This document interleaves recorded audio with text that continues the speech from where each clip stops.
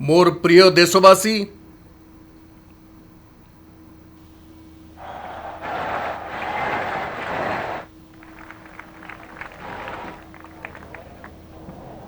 स्वाधीनतार यही महापर्व 140 कोटी संकल्पर पर्व। स्वाधीनतार यही पर्व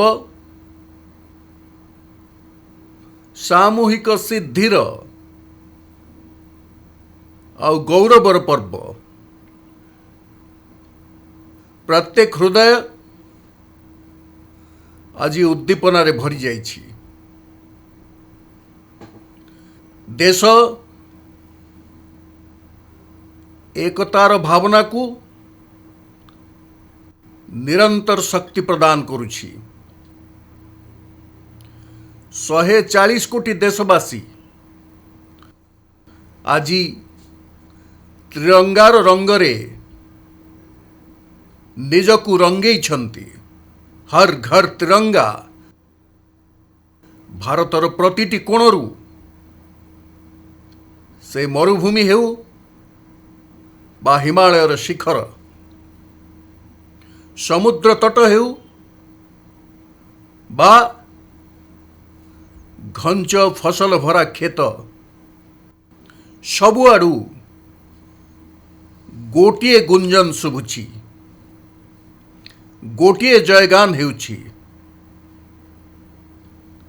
आम प्राण ठारू भी अधिक प्रिय मातृभूमिर जयगान शुणा जाउछि।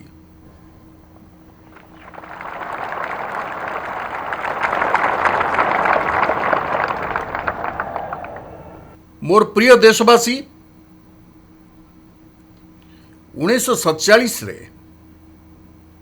अनंत संभावना सहित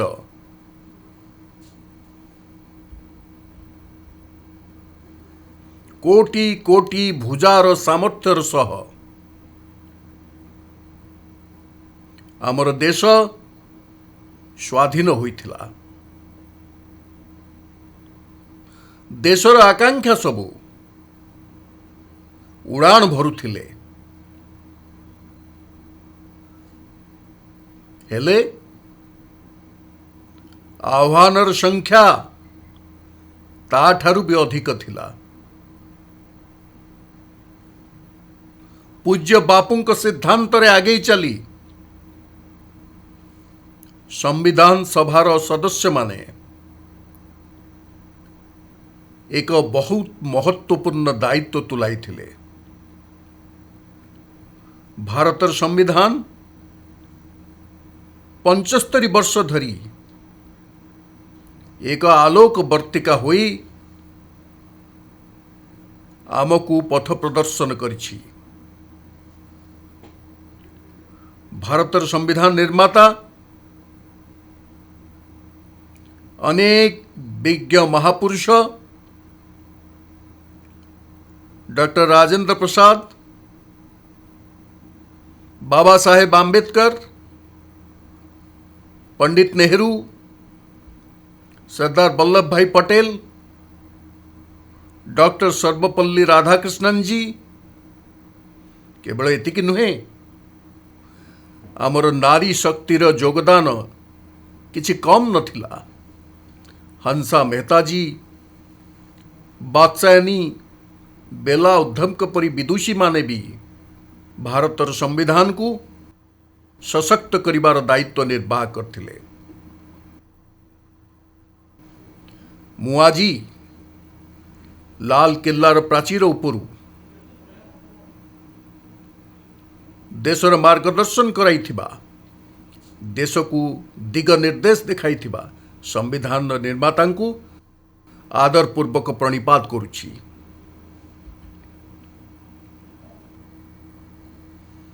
मोर प्रिय देशवासी,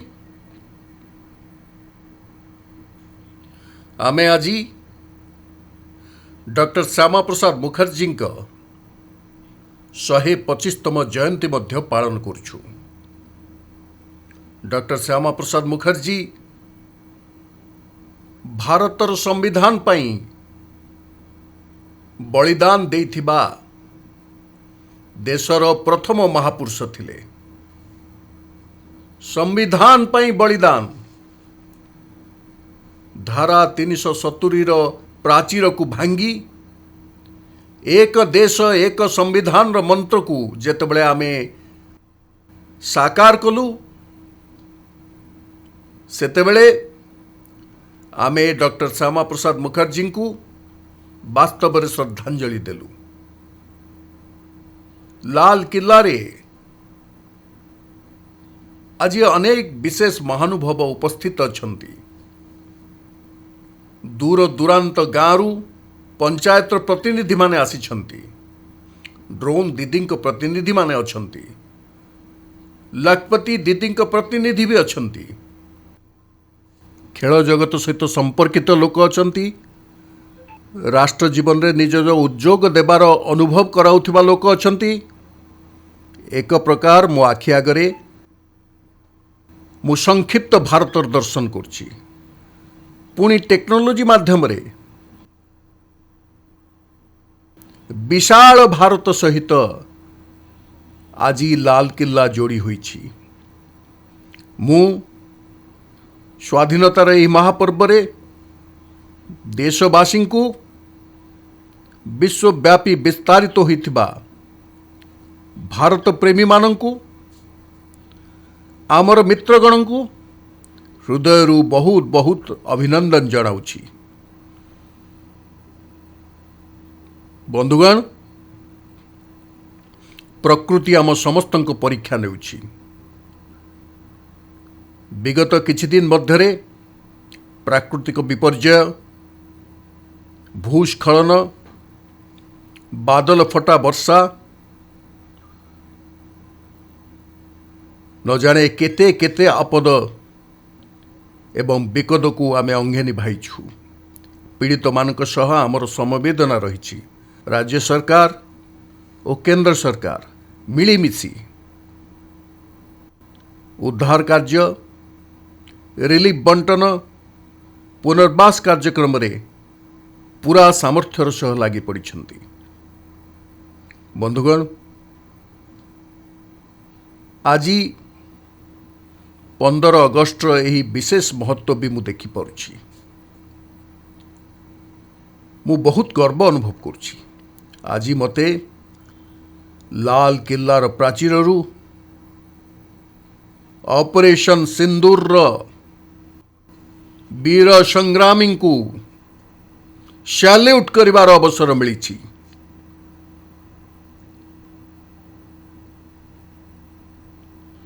आमर वीर साहसी सेनानी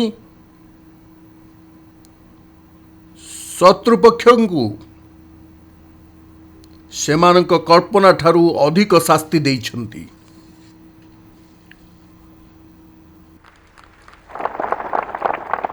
22 एप्रिल रे पहलगांव रे सीमा पार आतंकवादी माने आसी जेपरी नरसंहार रचाइले, धर्म पचारि पचारि लोक मान को हत्या करागला। पत्नी आगरे पति को गुली करागला। पिला आगरे सेमान पिता को हत्या करागला। समग्र हिंदुस्तान आक्रोश रे भरी जाइथिला। समग्र विश्व भी ए प्रकार संहार लीला देखी चमकी जाइथिला। मोर प्रिय देशवासी, ऑपरेशन सिंदूर हेउछि सेही आक्रोशर अभिव्यक्ति।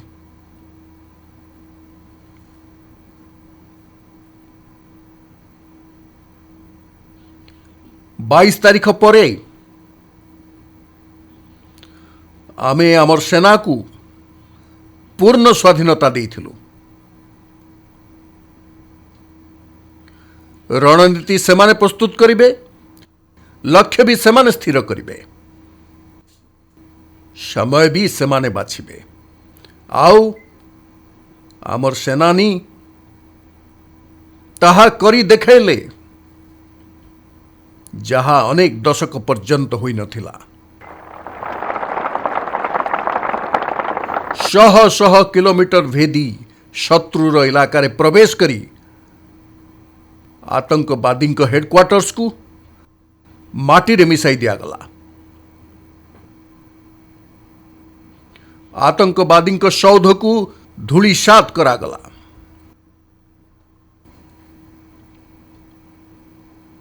पाकिस्तान रो धरित्री रे एबे भी से कंपन अछि।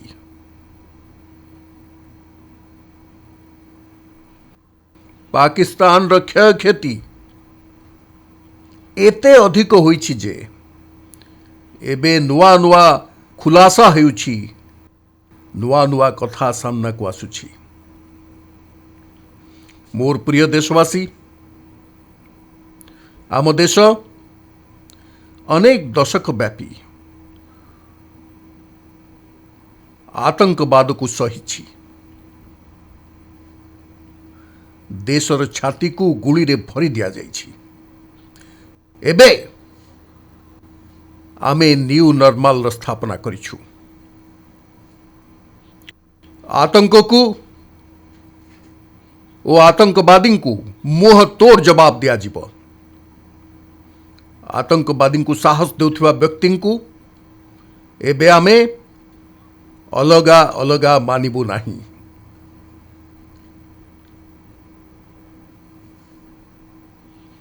सेमाने समभाव रे मानवतार शत्रु, एथरे कौनसी पार्थक्य नाही। भारत स्थिर करिछि जे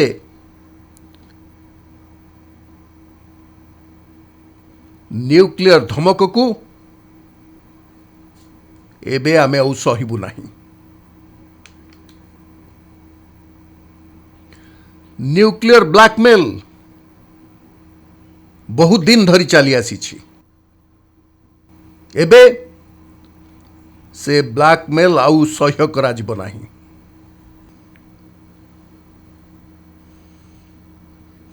आगकू भी जदि शत्रुपक्ष प्रयास जारी रखिबे, आमर सेना स्थिर करिबो।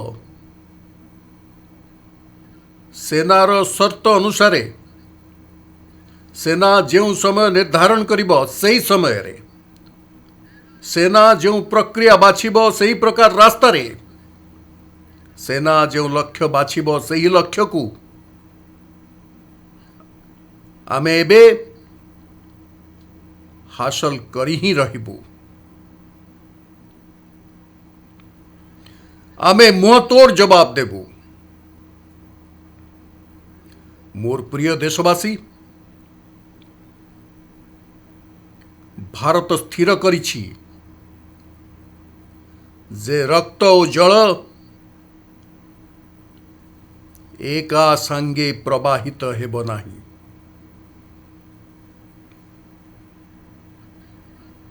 एबे देशवासी को एक कथा स्पष्ट जाना जाइछि जे सिंधु नदीर चुक्ति केते अन्यायपूर्ण, केते एकतरफा। भारतरु बाहरुथिबा नदी समूहर जल शत्रु पक्षर खेत को जलसेचित करुछि, किंतु मो देशर चाषी और मो देशर माटी पानी बिना तृषार्त रहिछि।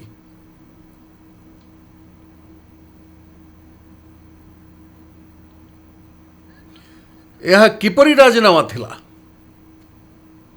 जहा फल विगत 7 दशक मध्य मो देशर कृषकों को अकल्पनीय क्षति सहिबाकू पड़िथिला।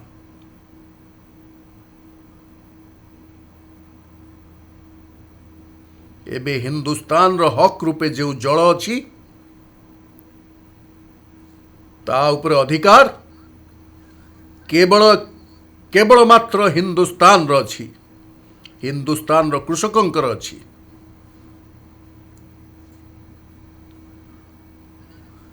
भारत केबे भी सिंधु चुक्ति को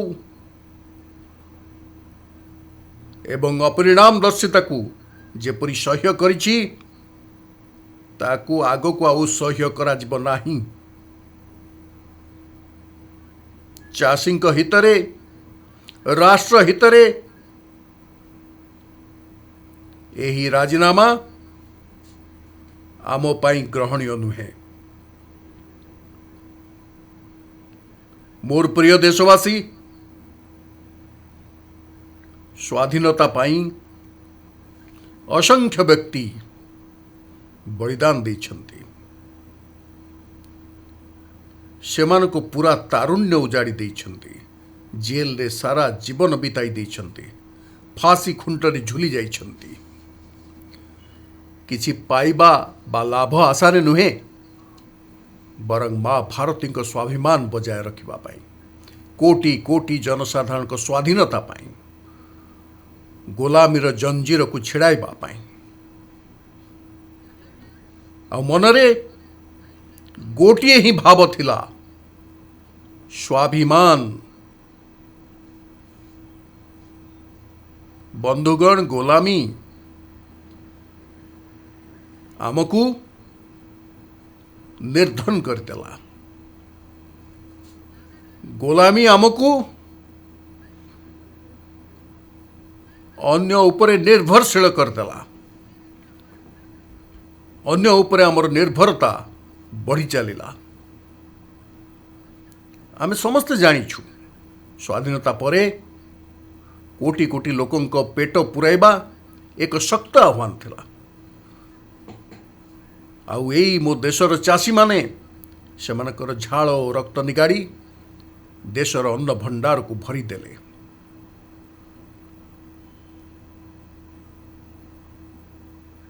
ଶସ୍ୟ ଉତ୍ପାଦନ କ୍ଷେତ୍ରରେ ଦେଶକୁ ଆତ୍ମନିର୍ଭରଶୀଳ କରିଦେଲେ।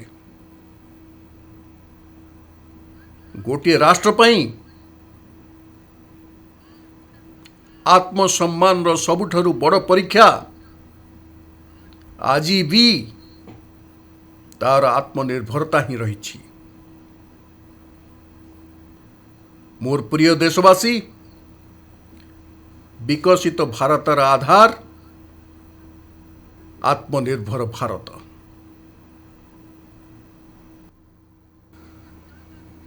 ଯେଉଁମାନେ ଅନ୍ୟ ଉପରେ ଅଧିକ ନିର୍ଭରଶୀଳ ହୁଅନ୍ତି, ସେମାନଙ୍କର ସ୍ୱାଧୀନତା ଉପରେ ସେତେ ଅଧିକ ପ୍ରଶ୍ନଚିହ୍ନ ଲାଗିଯାଏ। ଆଉ ଦୁର୍ଭାଗ୍ୟ ତ ସେତେବେଳେ ଆସିଥାଏ ଯେତେବେଳେ ନିର୍ଭରତା ଏକ ଅଭ୍ୟାସରେ ପଡ଼ିଯାଏ। ଜଣାପଡ଼େ ନାହିଁ ଆମେ କେତେବେଳେ ଆତ୍ମନିର୍ଭରତା ଛାଡ଼ି ଦେଉଛୁ ଆଉ କେତେବେଳେ କାହା ଉପରେ ନିର୍ଭର ହୋଇପଡ଼ୁଛୁ। ଏହି ଅଭ୍ୟାସ ନିଶ୍ଚିତ ଭାବରେ ବିପଜ୍ଜନକ। ଆଉ ସେଥିପାଇଁ ପ୍ରତିକ୍ଷଣ ସଚେତନ ରହିବାକୁ ପଡ଼େ ଆତ୍ମନିର୍ଭର ହେବା ନିମନ୍ତେ। ମୋର ପ୍ରିୟ ଦେଶବାସୀ, ଆତ୍ମନିର୍ଭରତାର ସମ୍ବନ୍ଧ କେବଳ ଆମଦାନୀ ରପ୍ତାନି, ଟଙ୍କା ପଇସା, ପାଉଣ୍ଡ ଡଲାର ଏହା ମଧ୍ୟରେ ସୀମିତ ନୁହେଁ। ଏଇଭଳି ସୀମିତ ଏହାର ଅର୍ଥ ନୁହେଁ। ଆତ୍ମନିର୍ଭରତାର ସମ୍ବନ୍ଧ ଆମର ସାମର୍ଥ୍ୟ ସହିତ ଜଡ଼ିତ। ଆଉ ଯେବେ ଆତ୍ମନିର୍ଭରତା ସମାପ୍ତ ହେବାରେ ଲାଗେ, ସେତେବେଳେ ସାମର୍ଥ୍ୟ ମଧ୍ୟ ନିରନ୍ତର କ୍ଷୀଣ ହେବାରେ ଲାଗେ। ଆଉ ଏଥିପାଇଁ ଆମର ସାମର୍ଥ୍ୟକୁ ବଞ୍ଚାଇ ରଖିବା ପାଇଁ, ବଜାୟ ରଖିବା ପାଇଁ ଏବଂ ବଢ଼ାଇ ରଖିବା ପାଇଁ ଆତ୍ମନିର୍ଭର ହେବା ନିତାନ୍ତ ଜରୁରୀ। ଯେପରି ଆମେ ଅପରେସନ ସିନ୍ଦୁରରେ ଦେଖିଲୁ, ମେଡ୍ ଇନ୍ ଇଣ୍ଡିଆ କିଭଳି କମାଲ ଦେଖାଇଛି। ଶତ୍ରୁକୁ ଜଣା ବି ପଡ଼ିଲାନି ଯେ ଏହା କେଉଁ ଅସ୍ତ୍ର, କେଉଁ ସାମର୍ଥ୍ୟ ବଳରେ ନିମିଷକ ମଧ୍ୟରେ ସେମାନଙ୍କୁ ଧ୍ୱଂସ କରି ଦିଆଯାଇପାରିଲା। ଚିନ୍ତା କରନ୍ତୁ, ଯଦି ଆମେ ଆତ୍ମନିର୍ଭର ହୋଇନଥାନ୍ତୁ ତାହେଲେ କ'ଣ ଅପରେସନ ସିନ୍ଦୁରରେ ଏତେ ତ୍ୱରିତ ଗତିରେ ଆମେ ବଢ଼ିପାରିଥାନ୍ତୁ? ଜଣା ନାହିଁ କିଏ ଅସ୍ତ୍ର ଯୋଗାଣ କରିଥାନ୍ତେ ନ କରିଥାନ୍ତେ, ଜିନିଷପତ୍ର ମିଳିଥାନ୍ତା ନ ମିଳିଥାନ୍ତା, ଏହାକୁ ନେଇ ଚିନ୍ତା ଲାଗି ରହିଥାନ୍ତା। କିନ୍ତୁ ଆମକୁ ମେଡ୍ ଇନ୍ ଇଣ୍ଡିଆର ଶକ୍ତି ମିଳିଥିଲା। ମେଡ୍ ଇନ୍ ଇଣ୍ଡିଆର ଶକ୍ତି ଆମ ସେନା ହାତରେ ଥିଲା। ଏଥିପାଇଁ ବିନା ଚିନ୍ତା, ବିନା ବାଧା, ବିନା ଦ୍ୱିଧାରେ ଆମ ସେନା ନିଜର ପରାକ୍ରମ ଦେଖାଇ ଚାଲିଲା।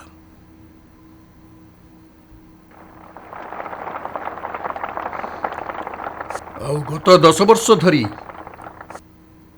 ପ୍ରତିରକ୍ଷା କ୍ଷେତ୍ରରେ କ୍ରମାଗତ ଭାବେ ଆମେ ଆତ୍ମନିର୍ଭରତାର ମିଶନ ନେଇ ଅଭିଯାନ ଚଳାଇଛୁ। ଏହାର ପରିଣାମ ଆଜି ଦୃଷ୍ଟିଗୋଚର ହେଉଛି। ବନ୍ଧୁଗଣ, ଆଉ ଏକ କ୍ଷେତ୍ର ପ୍ରତି ମଧ୍ୟ ମୁଁ ଆପଣଙ୍କର ଧ୍ୟାନ ଆକର୍ଷିତ କରିବାକୁ ଚାହୁଁଛି। ଏ କଥାକୁ କେହି ମନା କରିପାରିବେ ନାହିଁ ଯେ ଏକବିଂଶ ଶତାବ୍ଦୀ ହେଉଛି ଟେକ୍ନୋଲୋଜି ଡ୍ରିଭନ୍ ସେଞ୍ଚୁରୀ। ଆଉ ଯେବେ ଟେକ୍ନୋଲୋଜି ଡ୍ରିଭନ୍ ହେ ଆଉ ଇତିହାସ ଉପରେ ଦୃଷ୍ଟି ଦେବା, ତେବେ ଜଣାପଡ଼ିବ, ଇତିହାସ ମଧ୍ୟ ସାକ୍ଷୀ ରହିଛି ଯେ ଯେଉଁ ଯେଉଁ ଦେଶମାନେ ଟେକ୍ନୋଲୋଜିରେ ପାରଙ୍ଗମ ହୋଇଛନ୍ତି, ସେହିସବୁ ଦେଶ ବିକାଶର ସୀମାକୁ ପାର କରି ଉଚ୍ଚତାର ଶିଖରରେ ପହଞ୍ଚି ଯାଇଛନ୍ତି। ଆର୍ଥିକ ଶକ୍ତି ନୂତନ ଉଚ୍ଚତାକୁ ଛୁଇଁଛି। ଆମେ ଟେକ୍ନୋଲୋଜିର ଭିନ୍ନ ଭିନ୍ନ ଦିଗ କଥା କହୁଛୁ। ମୁଁ ଆପଣମାନଙ୍କର ଧ୍ୟାନ ଆକର୍ଷିତ କରୁଛି ସେମିକଣ୍ଡକ୍ଟର ବାବଦରେ। ଉଦାହରଣ ଦୃଷ୍ଟିରୁ କହୁଛି, ମୁଁ ଏଠାରେ ଲାଲକିଲ୍ଲା ଉପରେ କୌଣସି ସରକାରଙ୍କୁ ସମାଲୋଚନା କରିବାକୁ ଛିଡ଼ା ହୋଇନାହିଁ। ନା, ମୁଁ କରିବା ପାଇଁ ଚାହୁଁଛି, କିନ୍ତୁ ଦେଶର ଯୁବପିଢ଼ି ମଧ୍ୟ ଏହା ଜାଣିବା ନିହାତି ଜରୁରୀ। ଆମ ଦେଶରେ 50-60 ବର୍ଷ ପୂର୍ବେ ସେମି କଣ୍ଡକ୍ଟରକୁ ନେଇ ଫାଇଲ ଖୋଲିଥିଲା। 50-60 ବର୍ଷ ପୂର୍ବେ ଏହାର ଫ୍ୟାକ୍ଟ୍ରି ଖୋଲିବା ବାବଦରେ ବିଚାର ଆରମ୍ଭ ହୋଇଥିଲା। ଏବେ ଆମ ନବଯୁବକମାନେ ଜାଣି ଆଶ୍ଚର୍ଯ୍ୟ ହୋଇଯିବେ ଯେ ଆଜି ଯେଉଁ ସେମିକଣ୍ଡକ୍ଟର ସାରା ବିଶ୍ୱର ଶକ୍ତି ହୋଇଯାଇଛି, 50-60 ବର୍ଷ ପୂର୍ବେ ସେହି ବିଚାର, ସେହି ଫାଇଲ ସବୁ ଅଟକିଗଲା, ଲଟକିଗଲା, ବାଟବଣା ହୋଇଗଲା। ସେମିକଣ୍ଡକ୍ଟର ବିଚାରର ଭ୍ରୂଣ ହତ୍ୟା ହୋଇଗଲା। 50-60 ବର୍ଷ ନଷ୍ଟ ହୋଇଗଲା। ଆମ ପରେ ଅନେକ ଦେଶ ସେମିକଣ୍ଡକ୍ଟରରେ ପାରଙ୍ଗମ ହୋଇ ଦୁନିଆରେ ନୂତନ ଶକ୍ତି ଉପସ୍ଥାପିତ କରିଛନ୍ତି। ବନ୍ଧୁଗଣ, ଆଜି ଆମେ ସେହି ବୋଝରୁ ମୁକ୍ତ ହୋଇ ସେମିକଣ୍ଡକ୍ଟର ଉପରେ ମିଶନ ମୋଡରେ କାର୍ଯ୍ୟକୁ ଆଗକୁ ବଢ଼ାଉଛୁ। 6ଟି ଭିନ୍ନ ଭିନ୍ନ ସେମିକଣ୍ଡକ୍ଟର ୟୁନିଟ୍ କାର୍ଯ୍ୟକାରୀ ହେବାକୁ ଯାଉଛି। 4ଟି ନୂତନ ୟୁନିଟ୍କୁ ମଧ୍ୟ ଆମେ ଇତିମଧ୍ୟରେ ଗ୍ରୀନ୍ ସିଗ୍ନାଲ ଦେଇଦେଇଛୁ। ମୋର ପ୍ରିୟ ଦେଶବାସୀ, ବିଶେଷ କରି ନବଯୁବକମାନଙ୍କୁ ଏବଂ ସାରା ବିଶ୍ୱରେ ଭାରତର ଟେକ୍ନୋଲୋଜିକୁ ବୁଝୁଥିବା ଲୋକମାନଙ୍କୁ କହିବାକୁ ଚାହୁଁଛି ଯେ ଏହି ବର୍ଷ ଶେଷ ଆଡ଼କୁ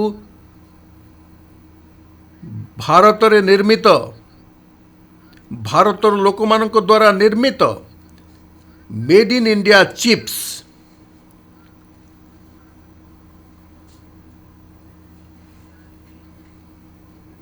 ବଜାରକୁ ଆସିଯିବ।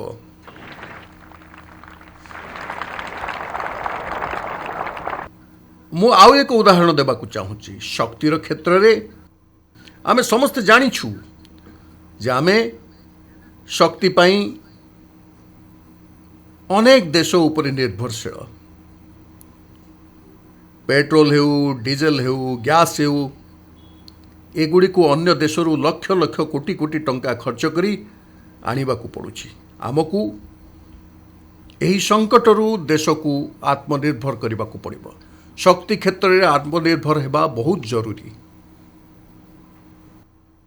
ଆମେ ଦାୟିତ୍ୱ ନେଇଛୁ ଏବଂ ଆଜି 11 ବର୍ଷ ମଧ୍ୟରେ ସୌରଶକ୍ତି 30 ଗୁଣା ବୃଦ୍ଧି ପାଇଛି। ଆମେ ନୂଆ ନୂଆ ଡ୍ୟାମ୍ ନିର୍ମାଣ କରୁଛୁ, ଯେପରିକି ଜଳ ବିଦ୍ୟୁତର ବିସ୍ତାର ହେବ ଏବଂ ଆମକୁ କ୍ଲିନ୍ ଏନର୍ଜି ମିଳିବ। ଭାରତ ମିଶନ ଗ୍ରୀନ୍ ହାଇଡ୍ରୋଜେନ୍ ଶକ୍ତିକୁ ନେଇ हजार हजार कोटी टंका निवेश करुछि। ऊर्जार क्षेत्र को ध्यान रखी भारत परमाणु शक्ति उपरे मध्य बहुत ध्यान देउछि। परमाणु शक्ति पाई 10टी नुआ न्यूक्लियर रिएक्टर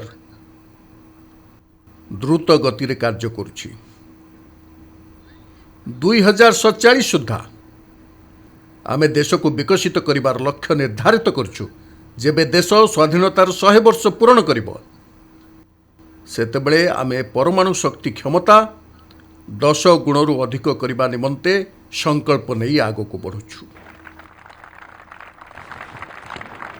मोर प्रिय देशवासी, संस्कार एक निरंतर प्रक्रिया।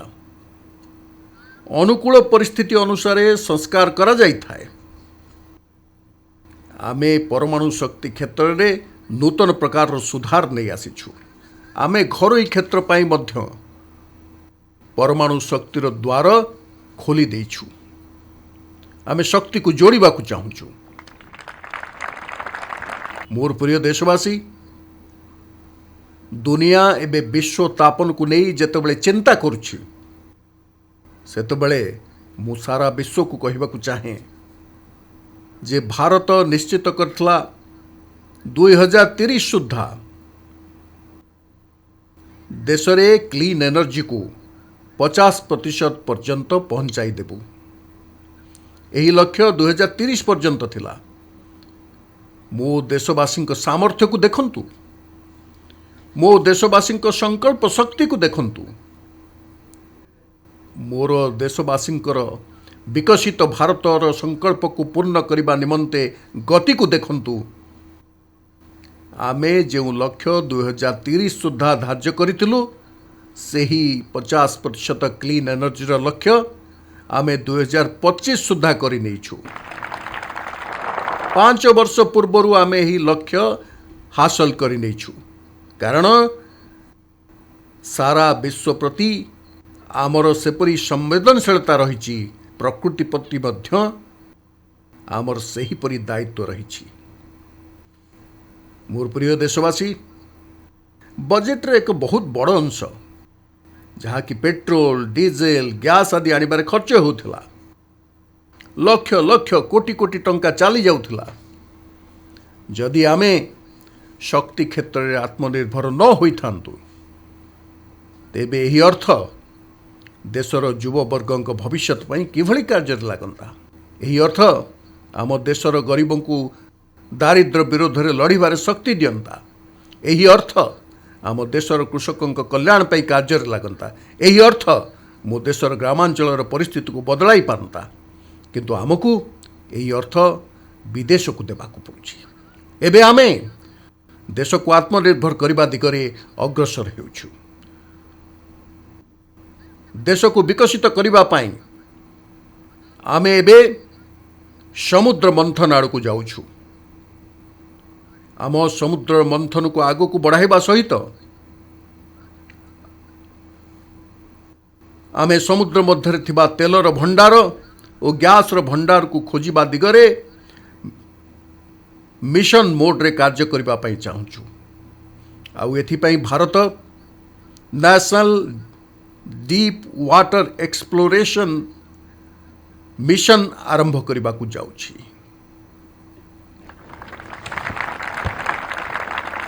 तेल और शक्ति बाबदरे सक्षम हेबा निमंते यह आमर महत्वपूर्ण घोषणा। मोर प्रिय देशवासी, आज सारा विश्व क्रिटिकल मिनरल को नहीं अत्यंत सतर्क हो जाइछि। यार सामर्थ्य को लोके भल भावे बुझी पाउछंती। काली पर्यंत जहाँ उपर अधिक ध्यान नथिला ताहा एबे महत्वपूर्ण हो जाइछि। आम पई मध्य क्रिटिकल मिनरल्स रे आत्मनिर्भरता नितांत अपरिहार्य। शक्ति क्षेत्र हेउ, शिल्प क्षेत्र हेउ, प्रतिरक्षा क्षेत्र हेउ, टेक्नोलोजी रो प्रत्येक क्षेत्र हेउ, सबु जगार आज क्रिटिकल मिनरल्स रो अत्यंत महत्वपूर्ण भूमिका रही। आउ एथिपाई नेशनल क्रिटिकल मिशन आमे आरंभ करिछु।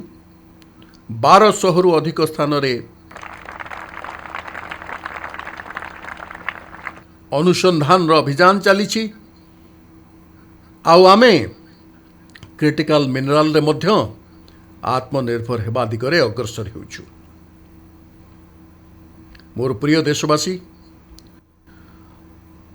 महाकाश क्षेत्र कृतित्व तो प्रत्येक देशवासी देखुचंती। यह हमको गर्व रे भरी देउछि। आमर ग्रुप कैप्टेन शुभांशु शुक्ला महाकाश अभियान सारी फेरी आछंती। अब आगामी किछि दिन भितरे से भारत आछंती।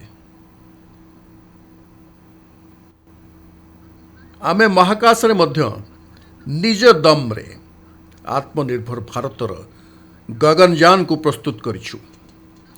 आमे निज सामर्थ्य रे निजर स्पेस स्टेशन निर्माण दिगरे कार्यरत अछु। गत दिन रे महाकाश क्षेत्र में जो सुधार अणागला ताहा निश्चित गर्वर विषय। आम देशर 300 रु अधिक स्टार्टअप केवल स्पेस सेक्टर रे काम करुछि। आउ सेही 300 स्टार्टअप रे हजार हजार युवक युवती संपूर्ण सामर्थ्यर सहित जुटी जाइछन्ते। यह हेउछि आम युववर्गर शक्ति, यह हेउछि आम युववर्ग प्रति विश्वास। मोर प्रिय देशवासी, 140 कोटी भारतवासी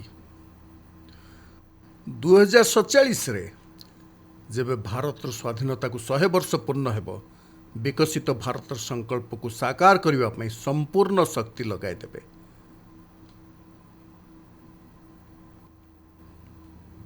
एही उद्देश्य पूर्ति निमंते भारत आज प्रतिटी क्षेत्र रे आधुनिक इकोसिस्टम निर्माण करुछि। आउ एही आधुनिक इकोसिस्टम प्रति क्षेत्र रे आम देश को आत्मनिर्भर करिबो। आज मु लाल किल्लार प्राचीररू देशर युव वैज्ञानिक को, प्रतिभाशाली युवक मानकु, इंजीनियर मानकु, देशर प्रतिभावान व्यक्ति मानकु, प्रति प्रोफेशनल को एवं सरकार को प्रत्येक विभाग को मोर आह्वान जे आम पाखरे कौन निजस्व made in India fighter jet पाई जेट इंजिन तैयारी करा जाई पारिबो कि नहीं।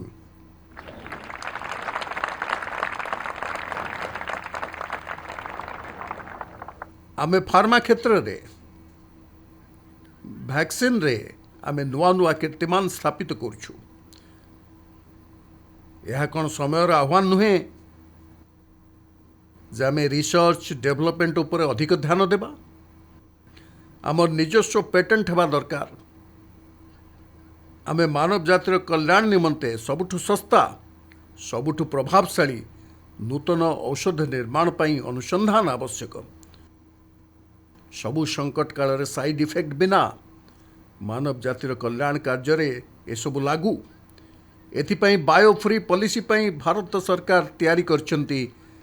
मु युवक मान को आह्वान करुछि, आसंतु बायोफ्री पॉलिसी रो लाभ उठाई आगो को बढ़ंतु। देशर भाग्य बदलैबा को हेबो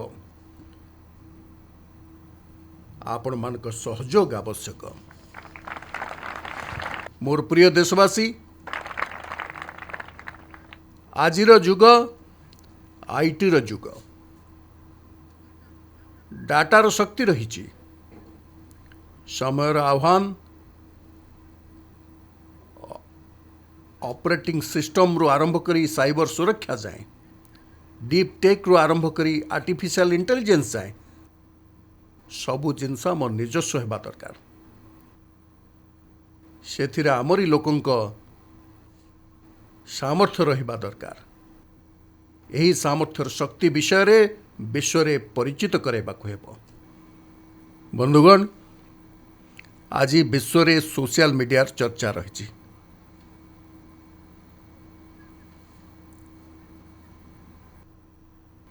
आमे विश्व को देखाई देचु जे आमे यूपीआई प्लेटफॉर्म उपरे काम करछु। आज समग्र विश्व रे चर्चित आम पाखे सामर्थ्य रही।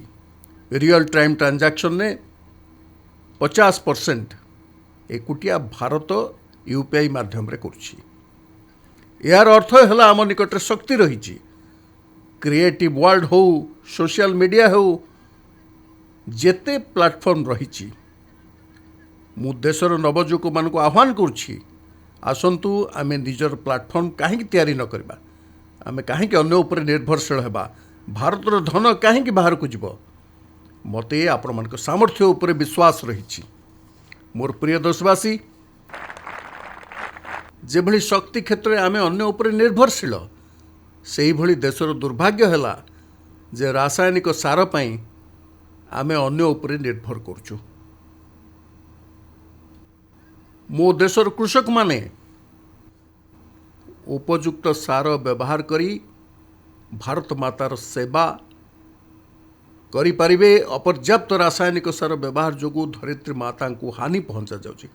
एथि सहित मु देशर नवजुवक मान को कहबाकू चाहे, देशर उद्योग जगत को कहबाकू चाहे, देशर प्राइवेट सेक्टर को कहबाकू चाहे, आसंतु फर्टिलाइजर भंडार को भरी देबा। नुआ नुआ बाट खोजी भारतर आवश्यकता अनुजाई फर्टिलाइजर तैयारी करबा, अन्य उपरे निर्भर करबा नहीं। बंधुगण, आगामी जुग बैटेरी रहबो। एबे भी बैटेरी कौन आमे तैयारी करि परिबे ने, अन्य उपर निर्भर करबा। सोलार पैनल कथा हेउ, इलेक्ट्रिक वाहन निमंते जो जो जिनस मान आवश्यक से सब आम निजस्व होगा दरकार। बंधुगण, मु एथिपाई ए कथा कहबार साहस करुछि, कारण मोर देशर युववर्ग सामर्थ्य उपरे भरोसा रही। भरोसा केवल मो देशर नवजुवक बोली नुहे, कोविड समय रे आमे बहुत जिनस पई निर्भरशील थिलु। आम देशर नवजुवक मान को कहगला वैक्सीन आमर निजस्व होगा दरकार। देश यह करी देखाई देला। कोविड प्लेटफॉर्म आमर निजस्व होगा दरकार। देश करी देखई देथिला। कोटि कोटि लोकंक जीवन रक्षा करबा आमे करी देखाई छंती। सही उत्साह, सही भावना आमको जीवन प्रत्येक क्षेत्र में आवश्यक। आत्मनिर्भर होगा निमंते आमको सब किछि करबाको हेबो। आमर जहाँ किछि सर्वोत्तम रही ताहा देबाको हेबो। बंधुगण, विगत 11 वर्ष रे एंटरप्रेन्योरशिप को खूब बल मिल पारिछि। आज लक्ष लक्ष स्टार्टअप टियर 2 टियर 3 शहर मानकरे कार्यरत। एगुड़िक देशर नवसृजन को शक्ति प्रदान करछन्ति। ठीक सही भली मुद्रा योजना जरिया रे आम देशर कोटि कोटि नवजुवक ना मध्य आमर झील माने कोटि कोटि लोक मुद्रा लोन दे निजस्व कारोबार करछन्ति। किछि किछि निज निज गोड़े ठिया होगा सहित अन्य मानकु मध्य साहाय्य करछन्ति। ए सबु मध्य आर्थिक शक्ति प्रदान करिबार माध्यम, आत्मनिर्भर करिबार माध्यम। बंधुगण, महिला स्वयं सहायक गोष्ठी काहारी दृष्टि पड़ी नथला। विगत 10 वर्ष मध्य महिला स्वयं सहायक गोष्ठी गुड़िक कमाल करी देखाइछन्ति। आज से उत्पाद गुड़िक विश्व बाजार रे पहुँची पारिछि। आम महिला स्वयं सहायक गोष्ठी लक्ष लक्ष कोटी कोटी टंकार कारबान कर देखी मु थे मन की बात रे खेलना कथा कही आम आम देश कोटी कोटी टंका मूल्यर खेलना विदेश आमदानी करथला मु कथा छल एमती कही आमे कौन खेलना विदेश आनिबा आउ आज मु गर्वर सहित कहूँ जे मो देश एबे खेलना रप्तानी करने को लगिलानी अर्थात देशर सामर्थ्य को जदि सबु प्रकार सुजोग मिले बाधा विघ्न मुक्ति मिले सेमानंकु सर्वाधिक प्रेरणा मिलवा निमंते प्रोत्साहन दिया जाए मु देशर युवक मानकु कहबाकू चाहे आसंतु निजर नव उन्मेषपूर्ण विचार को नहीं आसंतु निजर नूतन विचार को मरिबा को दियंतु नहीं आपण को विचार आगामी पीढ़ी पई भविष्यतर मार्गदर्शक हेबो मु आपण मानक सहित रहिछि मु आपण मानक पई काम करबा को प्रस्तुत अछि आपण मानक साथी ही काम करबा को प्रस्तुत आसंतु आपण साहस करी आगे आसंतु नेतृत्व नियंतु जदि के मैन्युफैक्चरिंग कथा चिंता करचंती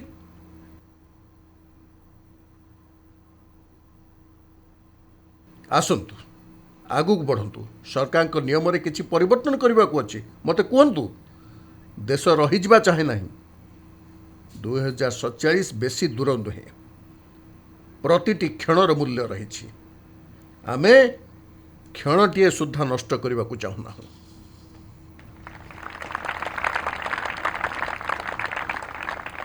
बंधुगण यह हूँ आगु को बढ़िबार समय बड़ स्वप्न देखबार अवसर संकल्प निमंते समर्पित हेबार समय जेतबे सरकार आपनक संगे अछंती मु स्वयं आपनक सहित अछि आमे नुआ इतिहास रचना करि परिबा बंधुगण एबे नेशनल मैन्युफैक्चरिंग मिशन उपरे तीव्र गति रे काम चलछि आम एमएसएमई सेमानकर क्षमता समग्र विश्व देखिछि पृथ्वी में जिते बड़ बड़ जिनस उत्पादित होउछि सेथिपे अनेक छोट छोट सामग्री आम एमएसएमई उत्पादन करुछंती सेमाने गर्वर सह घोषणा करुछंती जे आमे कम्प्रेहेंसिव इंटीग्रेटेड विकास मार्ग रे अग्रसर हेबाकू चाहूँ आउ सेथिपाई सेमानक शक्ति बढ़ू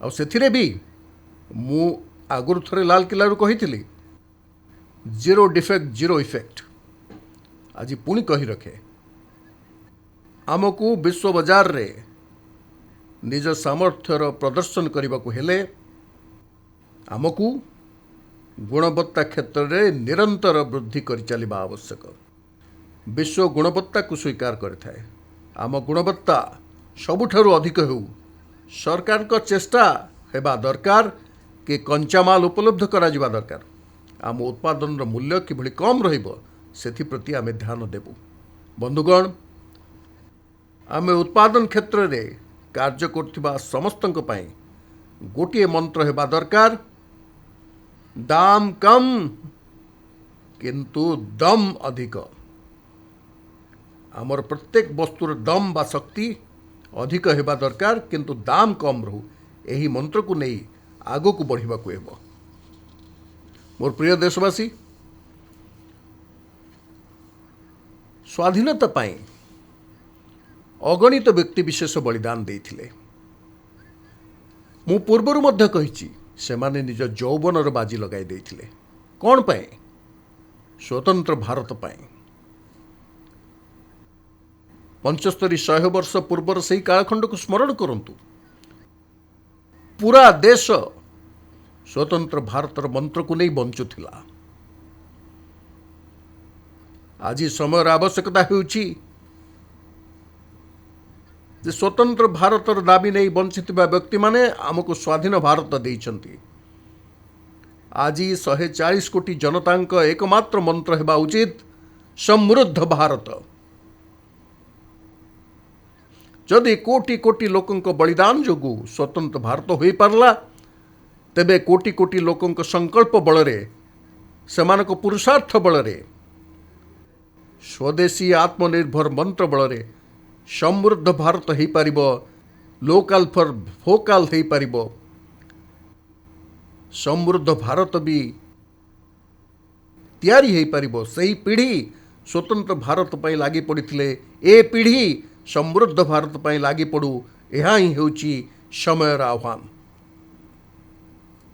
आउ मु आज बारंबार आह्वान देवाक चाहे, आ मु देशवासी को कहवाक चाहे, यही मंत्र को आगे नेबापी मोर सहायता करंतु। मु समस्त राजनीतिक दलों को, राजनेता मानू कहवाक चाहे, आसंतु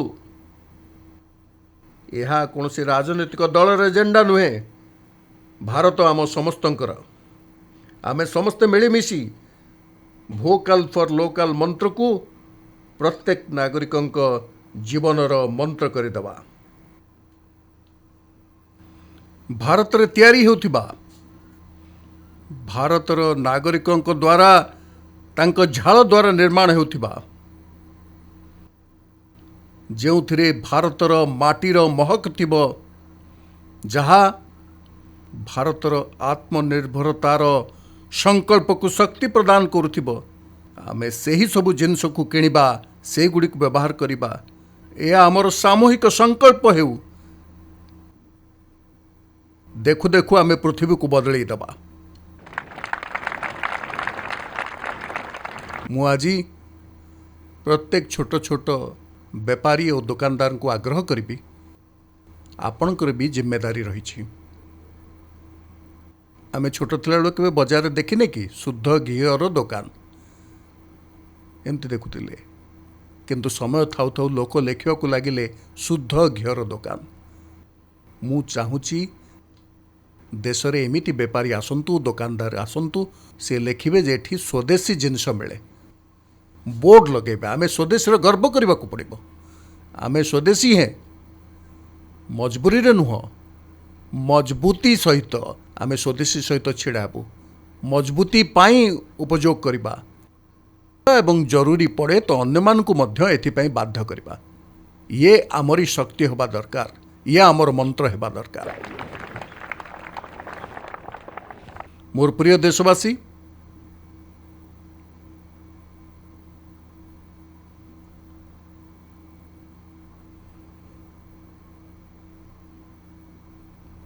मु बहुत दीर्घ समय धरी सरकार रे काम करिछि। मु बहुत उत्थान पतन देखिछि, सरकार कष्ट को मध्य जानिछि, व्यवस्थार मर्यादा सहित मध्य परिचित अछि। किंतु यह सत्वे भी मोर दायित्व हेउछि आमे अन्यर सीमारेखा को छोट करने निजर समय बर्बाद करबा नहीं। मु बहुत अनुभव सहित कहूँ, कौन सी अन्य व्यक्तिर सीमारेखा को छोट करने आमे चेष्टा करबा उचित नुहे। आमे समस्त सामर्थ्य सहित, शक्ति सहित निजर धाड़ी को बड़ करने को पड़ो। आमे जदि निजर धाड़ी को लंबा करुचे, दुनिया भी आमर सामर्थ्य को मानिब। आज जेतेबेले वैश्विक परिस्थिति रे आर्थिक स्वार्थ दिन को दिन बढ़िबारे लागिछि, सेतेबेले समयर आह्वान हेउछि जे आमे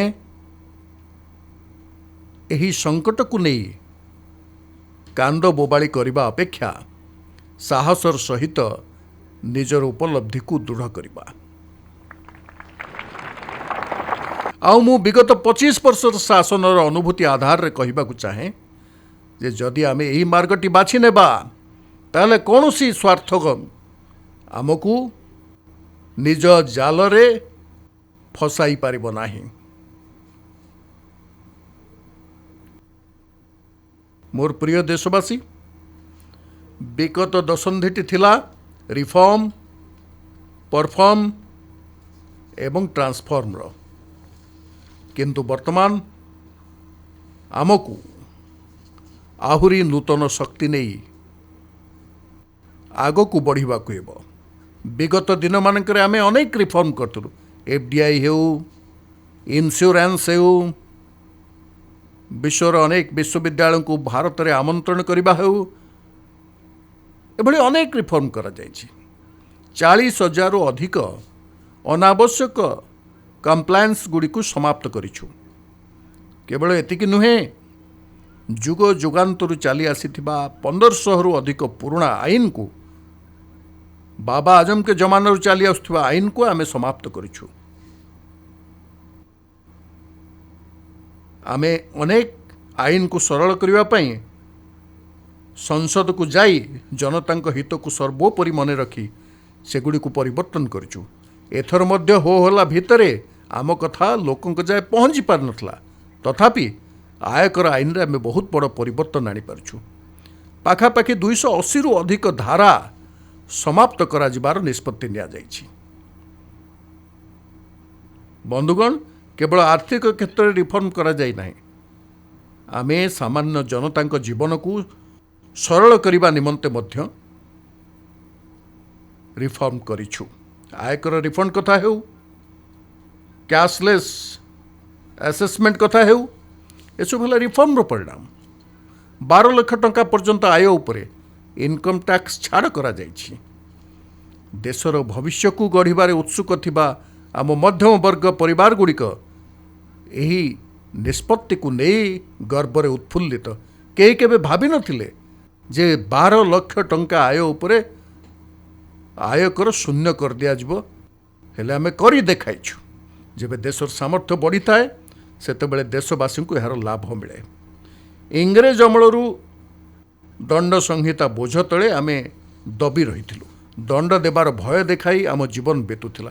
ସ୍ୱାଧୀନତାର 75 ବର୍ଷ ଏହିଭଳି ବିତିଗଲା। ଆମେ ଦଣ୍ଡ ସଂହିତାକୁ ସମାପ୍ତ କରିଦେଇ ନ୍ୟାୟ ସଂହିତା ନେଇ ଆସିଛୁ। ନ୍ୟାୟ ସଂହିତାରେ ରହିଛି ଭାରତର ନାଗରିକଙ୍କ ପ୍ରତି ବିଶ୍ୱାସର ଭାବନା। ଭାରତର ନାଗରିକଙ୍କ ମଧ୍ୟରେ ଏକ ନିଜତ୍ୱର ଭାବନା ରହିଛି, ଯାହା ସମ୍ବେଦନଶୀଳତାରେ ଭରପୁର। ଆମେ ରିଫର୍ମ କରିବାର ଯାତ୍ରାକୁ ଆହୁରି ଗତି ଦେବାର ଚେଷ୍ଟା ଚଳାଇଛୁ। ଆମେ ଖୁବ୍ ଅଧିକ ଗତିରେ ଆଗକୁ ବଢ଼ିବାକୁ ଚାହୁଁଛୁ। ଦେଶବାସୀ, ମୁଁ ଚାହୁଁଛି ଏସବୁ କାମ ପାଇଁ ମୁଁ ନିଜ ପାଇଁ କରୁନାହିଁ, କାହାର ଅନିଷ୍ଟ କରିବା ପାଇଁ ମଧ୍ୟ କରୁନାହିଁ। ରାଜନୈତିକ ଦଳଗୁଡ଼ିକ ହୁଅନ୍ତୁ ଅବା ମୋର ପ୍ରତିସ୍ପର୍ଧୀ ହୁଅନ୍ତୁ, ଦେଶର ଉଜ୍ଜଳ ଭବିଷ୍ୟତ ନିମନ୍ତେ ସମସ୍ତେ ଆଗେଇ ଆସନ୍ତୁ, ଆମକୁ ସମର୍ଥନ କରନ୍ତୁ। ଷ୍ଟ୍ରକ୍ଚରାଲ ରିଫର୍ମର କଥା ହେଉ, ଅଥବା ରେଗୁଲେଟରୀ ରିଫର୍ମ, ଅବା ପଲିସି ରିଫର୍ମ, କିମ୍ବା ପ୍ରୋସେସ୍ ରିଫର୍ମ, କନଷ୍ଟିଚ୍ୟୁସନାଲ ରିଫର୍ମ ହେଉ ବା ପ୍ରୋସିଜରାଲ ରିଫର୍ମ ହେଉ, ସମସ୍ତ ପ୍ରକାର ରିଫର୍ମ ସହିତ ଆମେ ଏକ ଉଦ୍ଦେଶ୍ୟପୂର୍ଣ୍ଣ ଯାତ୍ରା ଆରମ୍ଭ କରିଛୁ।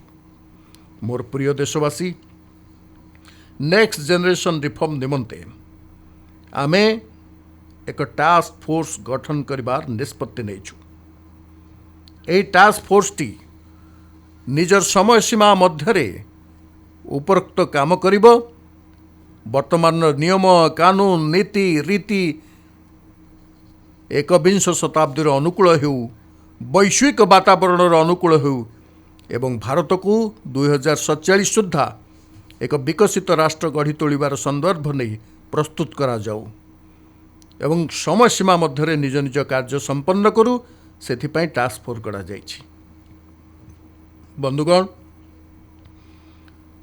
ଯେଉଁ ନୂଆ ବ୍ୟକ୍ତି ନିଜର ଭବିଷ୍ୟତ ନିର୍ମାଣ କରିବାକୁ ଚାହାନ୍ତି, ସେମାନେ ଏହି ରିଫର୍ମ ପାଇଁ ଲାଭାନ୍ୱିତ ହେବେ। ଆମ ଷ୍ଟାର୍ଟଅପ୍ ହେଉ, ଲଘୁ ଉଦ୍ୟୋଗ ହେଉ, ଏ ସମସ୍ତ ଉଦ୍ୟୋଗୀ ମାନଙ୍କ ପାଇଁ ସେମାନଙ୍କ କମ୍ପ୍ଲାଏନ୍ସ କଷ୍ଟ ବହୁତ ପରିମାଣରେ କମିଯିବ ଏବଂ ଏଥିଯୋଗୁଁ ସେମାନଙ୍କୁ ନୂତନ ଶକ୍ତି ମିଳିପାରିବ। ରପ୍ତାନି କ୍ଷେତ୍ରରେ ଲଜିଷ୍ଟିକ୍ ସପୋର୍ଟ ଯୋଗୁଁ ବ୍ୟବସ୍ଥାରେ ଯେଉଁ ପରିବର୍ତ୍ତନ କରାଯାଇଛି, ତାହାର ଲାଭ ମିଳିପାରିବ। ବନ୍ଧୁଗଣ, ଆମ ଦେଶରେ ଖୁବ୍ ଛୋଟ ଛୋଟ କଥାକୁ ନେଇ ଜେଲରେ ପୂରେଇ ଦେବାର ନିୟମ କାନୁନ ରହିଛି। ଆପଣ ଜାଣି ଆଶ୍ଚର୍ଯ୍ୟ ହେବେ, ଏ ଦିଗ ପ୍ରତି କାହାରି ଦୃଷ୍ଟି ଯାଏ ନାହିଁ। ମୁଁ ଏହା ସମାପ୍ତ କରିବାକୁ ଚାହେଁ। ଦେଶର ନାଗରିକଙ୍କୁ ଜେଲରେ ପୂରାଇବାର ଅନାବଶ୍ୟକ ଆଇନ କାନୁନ ସମାପ୍ତ ହେବା ଦରକାର। ଆମେ ପାର୍ଲାମେଣ୍ଟରେ ପୂର୍ବରୁ ବିଲ୍ ନେଇ ଆସିଥିଲୁ, ଏଥର ପୁଣି ନେଇ ଆସିଛୁ। ବନ୍ଧୁଗଣ, एथर दीपावली आपण मानक पई डबल धमाका नहीं आसिबो। दीपावली उपलक्षे देशवासी को बहुत बड़ उपहार मिलिबो। विगत 8 वर्ष तले आमे जीएसटी रे बहुत बड़ रिफॉर्म करथिलु। संपूर्ण देश रे टैक्स बोझ कम करने सहित टैक्स व्यवस्था को सरल करथिलु। एबे 8 वर्ष परे समयर आह्वान हेउछि जे आमे पुणी थरे एहाकु रिव्यू करबा। आमे हाई पावर कमिटी गठन करी रिव्यू आरंभ कर देइछु। विभिन्न राज्य मानक सहित विचार विमर्श करा जाउछि। एवं मोर प्रिय देशवासी, आमे परवर्ती पीढ़ीर जीएसटी रिफॉर्म नहीं आसुछु, जहाँकि दीपावली सुद्धा आपण मानक पई उपहार सदृश हेबो। साधारण मनुष्यों पई टैक्स को बहु मात्रा रे कम कर दिया जिवो। एथरे बहुत सुविधा हेबो। आमर एमएसएमई लघु उद्योगी मानकू बहुत बड़ लाभ मिलिबो। दैनंदिन जीवन जिनस गुड़िक सस्ता हो जिवो। एथिरु अर्थव्यवस्था को मध्य लाभ मिलिबो। मोर प्रिय देशवासी, एबे देश विश्वर तृतीय बृहत अर्थव्यवस्था दिगरे द्रुत गति रे अग्रसर होउछि। आमे एहार द्वार देश रे कराघात करुछे। आउ खूब शीघ्र आमे यह हासिल मध्य करिबु। एवं ता मध्य एक दिन हेबो जेबे मु आपन को गहन को आसी लाल केल्लार प्राचीररू एही खबर सुनाइबी।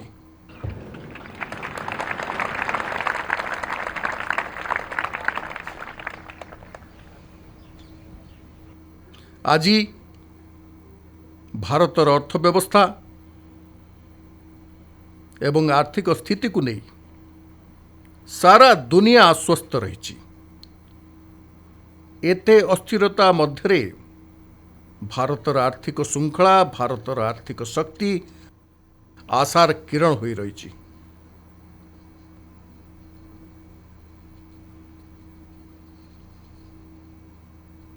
संकटर घेरे जेतोळे विश्वर अर्थव्यवस्था पड़ी रही सेतोळे भारत एथुरु बाहरी आसीछि। यही भरोसा विश्व सृष्टि होइछि। आज मुद्रास्फीति नियंत्रण रही। आमर वैदेशिक मुद्रा भंडार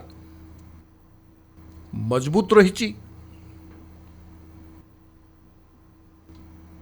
आमर माइक्रो इकोनॉमिक इंडिकेटर्स बहुत मजबूत रही। ग्लोबल रेटिंग एजेंसी गुड़िक क्रमागत भावे भारतर प्रशंसा करुछंती। भारतर अर्थव्यवस्था उपरे अधिकरु अधिक विश्वास व्यक्त करुछंती। वृद्धि पाउथबा अर्थव्यवस्थार लाभ मो देशर गरीबों को मिलू, मो देशर कृषकों को मिलू, मो देशर नारी शक्ति को मिलू, मो देशर मध्यवर्ग को मिलू, मो देशर विकास धारा को शक्ति प्रदान करूँ। ए सब दिगरे आमे नुआ नुआ प्रयास जारी रखिछु। आज युववर्ग पाई नुआ नुआ क्षेत्र में अवसर सृष्टि होछि। कौशल विकास, स्वरोजगार, बड़ बड़ कंपानी रे इंटर्नशिप, ए सब दिगरे बहुत बड़ स्तर रे अभियान चली। एवं एथिपाई देशर युववर्ग सकाशे मु आज एक खुशीर खबर नहीं आसी। ए खबर मो देशर नवजुवक मान आज 15 अगस्त, आज 15 अगस्त दिन ही मो देशर युववर्ग पाई 1 लाख कोटी टंकार योजना आरंभ करुछु, लागू करुछु।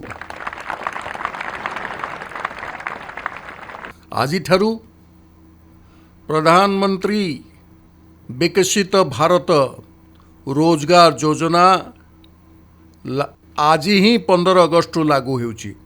यह निश्चित भाव एक खुशीर खबर। ये योजना माध्यम रे घरोई क्षेत्र रे प्रथम चाकरी पाउथुवा युववर्ग को पुओ झील मान 15,000 टंका सरकार तरफ दिज्व। जो कंपानी गुड़िक नुआ रोजगार देवार अधिक सुजोग प्रदान करेंगे सेमानकु मध्य प्रोत्साहन राशि दिज्व। प्रधानमंत्री विकसित भारत रोजगार योजना प्राय 3.5 कोटी युवक युवती को रोजगार पाई नूतन अवसर सृष्टि करिबो। मु समस्त युववर्ग को एथिपाई बहुत बहुत बधाई जनाऊँगी। मोर प्रिय देशवासी, आज भारत रे नारी शक्तिर सामर्थ्य को समस्ते मानिबार लागिछन्ति। वृद्धि पाउथुवा अर्थनीतिर लाभार्थी हेउछन्ति आमर नारी, किंतु एही अर्थव्यवस्था को गति प्रदान करने दिगरे नारी मानकर बहुत बड़ योगदान रही। आम मातृशक्तिर योगदान रही, आम महिला शक्तिर योगदान रही। स्टार्टअप रु नहीं महाकाश क्षेत्र पर्यंत आम झील माने प्रभाव विस्तार करछन्ति। खेल पड़िया प्रभाव विस्तार करछन्ति। सेनारे मध्य सुनाम अर्जन करछन्ति। आज गर्वर सहित नारी माने कांधरु कांध मिलाई देशर विकास यात्रा रे भागीदार हेउछन्ति। देश गर्व भरी जाइथिला जेबे एनडीए रो महिला कैडेट माने प्रथमे पास आउट होइथिले। सारा देश गर्वित होइथिला जेबे समस्त टीवी चैनल सेमानक पछरे लागि जाइथिले। केते बड़ गौरव क्षण थिला। आ स्वयं सहायक गोष्ठी 10 कोटी स्वयं सहायक गोष्ठीर भौणी माने तो कमाल करछन्ति। नमो ड्रोन दीदी माने नूतन परिचय सृष्टि करिछन्ति नारी शक्तिर। ग्राम रे मोर जने भौणी सहित देखा हला। से कहन जे मते तो गाँ लोक माने पायलट बोली संबोधन करछन्ति। बड़ गर्वर सहित से कहते से अधिक पाठ पढ़ी नांती किंतु तांकर एक महत्व सृष्टि होइछि। बंधुगण, आमे 3 कोटी महिला को लक्षपति दीदी करिवार संकल्प नेथिलु। 3 कोटी आ मते संतोष लागुछि जे आमे ए दिगरे द्रुत गति रे कार्य करूछु। समय पूर्वरु 3 कोटीर लक्ष्य पार करनबु। आज मु खुशीर सहित देश को कहवाक चाहूँगी जे आम नारी शक्तिर सामर्थ्य देखंतु। चाहूँ चाहूँ आमर 2 कोटी महिला लक्षपति दीदी हो सारी। आज किछि लक्षपति दीदी आम सम्मुख में बसचंती। यह ही मोर सामर्थ्य, मोर विश्वास जे भारतर विकास यात्रा रे सेमानकर भागीदारी निश्चय वृद्धि पाइब। मोर प्रिय देशवासी, मो देशर कृषकंकर भारतर अर्थव्यवस्था रे बहुत बड़ योगदान रही। भारतर कृषकंक परिश्रम साकार होउछि। गत वर्ष शस्य उत्पादन रे मो देशर कृषक माने विगत वर्ष समस्त रेकर्ड भंग करछन्ति। यह ही मो देशर सामर्थ्य। जमी सेतिक मात्र, किंतु व्यवस्था बदलिला, पानी पहुँचबार लगिला, भल बिहन मिलिला, कृषकों को सुविधा मिलिला। सेथिपाई सेमाने देश निमंते निजर सामर्थ्य को वृद्धि कले। एबे भारत दुग्ध, डाली, झोट भली द्रव्य उत्पादन रे विश्व रे 1 नंबर स्थान रे अछि। एबे विश्वर द्वितीय सर्वाधिक मत्स्य उत्पादन करथिबा मोर मत्स्यजीवी भाई भौणी मानक शक्ति देखंतु। मत्स्य उत्पादन रे दुनिया रे आमे द्वितीय स्थान रे पहुंच जाइछु। आज भारत चाउल, गहम, फल और पनीपरिबा उत्पादन रे मध्य विश्व रे 2 नंबर स्थान रे रहिछि। बंधुगण, आपण जानी खुशी हेबे मो देशर कृषक जो फसल उत्पादन करुछंती ता एबे दुनियार बाजार रे पहुँचुछि। 4 लाख कोटी टंकार कृषि उत्पाद रप्तानी करा जाइछि। या द्वारा मो देशर कृषक माने सेमानक शक्ति प्रदर्शित करछंती। आमर क्षुद्र चाषी होंतु, पशुपालक होंतु, मत्स्यजीवी होंतु, देशर विकास रे अनेक योजनार लाभ आज आमे सेमानक पाखरे पहुँचाउछु। पीएम किसान सम्मान निधि हो, वृष्टि जल अमल हो, जलसेचन योजना हो, उन्नत बिहन हो, सारर आवश्यकता हो, प्रत्येक क्षेत्र में कृषक मानू फसल बीमार एक भरोसा मिल जाइछि। यह सेमानकु साहसी करुछि, जार परिणाम देश को मिलुछि। पूर्वे यह एक कल्पनार कथा थिला, जहाँकि आज वास्तव रूप देछि। मोर प्रिय देशवासी, एबे आम देशर पशुधन को रक्षा करने कथा। आमको कोविड वैक्सीन तो मागणार मिलता, यह आमर मन अच्छी, किंतु आम पशुधन पाई मध्य ए पर्यंत 125 कोटी डोज मागणारे पशु मानकु दे सारिछु। फुट एंड माउथ डिजीज, जहाँ को आम फाटुआ रोग कहू, एथिरु मुक्ति पाइबा पाई 125 कोटी डोज आम लगाई सारिछु।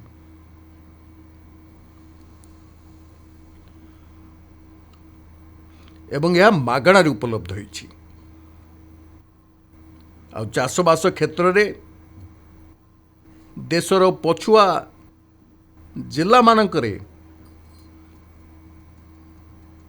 जोठार चाषी माने अन्य मानठारु पछर रही जाइथिले किछि ना किछि कारण पाई।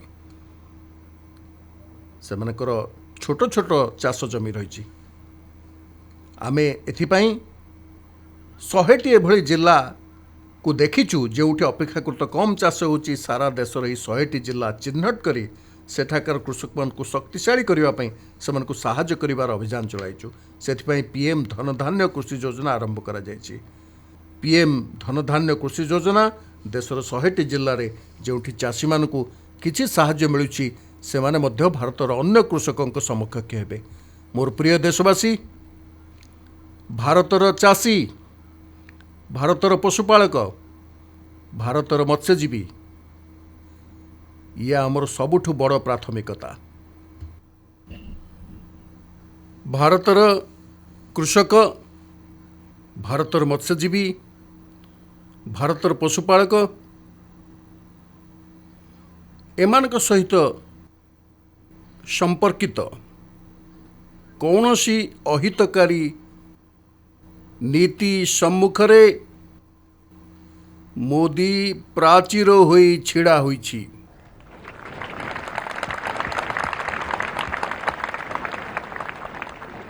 भारत निजर कृषक, निजर पशुपालक, निजर मत्स्यजीवी बाबदरे केबे भी कौनसी सालिस को स्वीकार करिब नाही।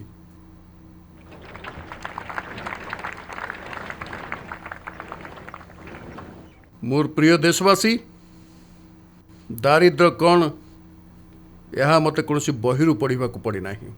मु जानी सरकार मध्य रही एवं एथिपाई मोर चेष्टा मध्य रही जे सरकार केवल फाइल मध्य सीमित रहिबा उचित नुहे। सरकार देशर नागरिकों जीवन रे रहिबा उचित। दलित हुंतु, पीड़ित हुंतु, शोषित हुंतु, वंचित हुंतु, एमानक पई सरकार सकारात्मक भावे प्रोएक्टिव हेबा, प्रो पीपुल हेबा दिगरे, एई दिगरे आमे निरंतर प्रयास करुछु। समाज प्रत्येक आवश्यक व्यक्ति किसी लोग भावती जे सरकार को योजना पूर्वर भी आसला ना। आमे सरकार को योजना गुड़ी को तृणमूलक स्तर को आनीचु, यार परिपूर्णता उपरे जोर देउछु एवं सामाजिक न्यायर जदि कौन प्रकृत कार्यान्वयन थाए तेबे ता परिपूर्णता ही रही, जहाद्वारा कि कौन लाभार्थी बाद पड़ न जिबे, हकदार घर को सरकार जीव एवं तांकू निजर हक मिलिबो। ए दिगरे आमे काम करुछु। जनधन अकाउंट जेबे खोला जाइथिला ता केवल बैंक रे अकाउंट नथिला, एहा द्वारा एक स्वाभिमान मिलिथिला जे बैंक रो द्वार मो पई मध्य खोला अछि। मु मध्य बैंक को जाई टेबुल ऊपर हाथ रखी कथा कहि परिबि। एही विश्वास आमे जागृत करिछु। आयुष्मान भारत योजना रोग को सहिबार अभ्यास मुक्ति देबा पई एवं समस्त को उत्तम स्वास्थ्य लाभ निमंते साहाय्य जोगाइछि। आमे वरिष्ठ नागरिक मानकु जेतेबेले 5 लाख अधिक टंकार साहाय्य देवा सहित से आरोग्य चिंता करुछु। एबे पीएम आवास रे 4 कोटी गरीबों को घर मिली, अर्थात जीवन नूतन स्वप्न सृष्टि होती। यह केवल 4टी कांथ नुहे बंधुगण, उठा दोकानी मानक पई पीएम स्वनिधि योजना, जो माने केबे ऋण उपर सुध दबा पई फसी रहउतिले, आज पीएम स्वनिधि पई उठा दोकानी माने मध्य यूपीआई रे पैसा नेउछंती और पैसा देउछंती।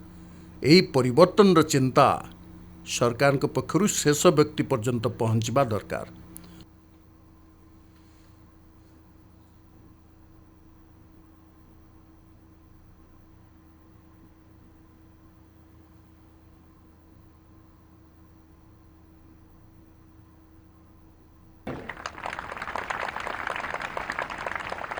गोटे समय थिला गरीब हुंतु, पीड़ित हुंतु, आदिवासी हुंतु, वंचित हुंतु, दिव्यांग हुंतु, आमर विधवा माँ भौणी हुंतु, एमाने निजर अधिकार पई द्वार द्वार बुली निराश होउतिले। सरकारी ऑफिस रे बुली बुली जीवन समाप्त हो जाउथिला।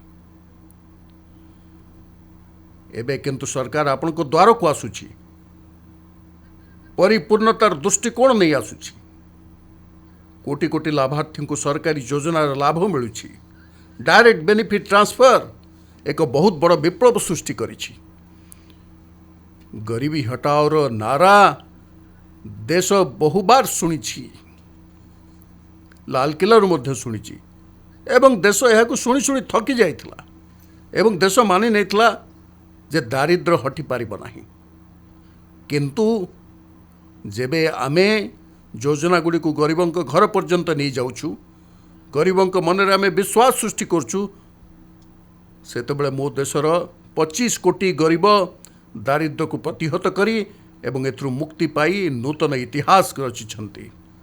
आज 10 कोटी गरीब एवं 10 वर्ष मध्य 25 कोटी रो अधिक गरीब दारिद्र्य को परास्त करी एथरु मुक्ति पारिछंती एवं एक नूतन मध्यम वर्ग प्रस्तुत होइछंती।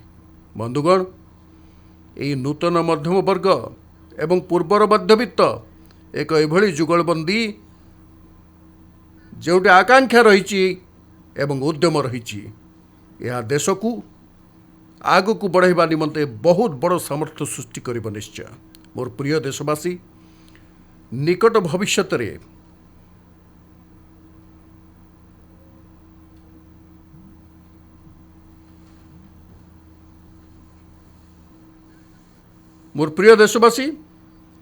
निकट भविष्य रे महान समाज सुधारक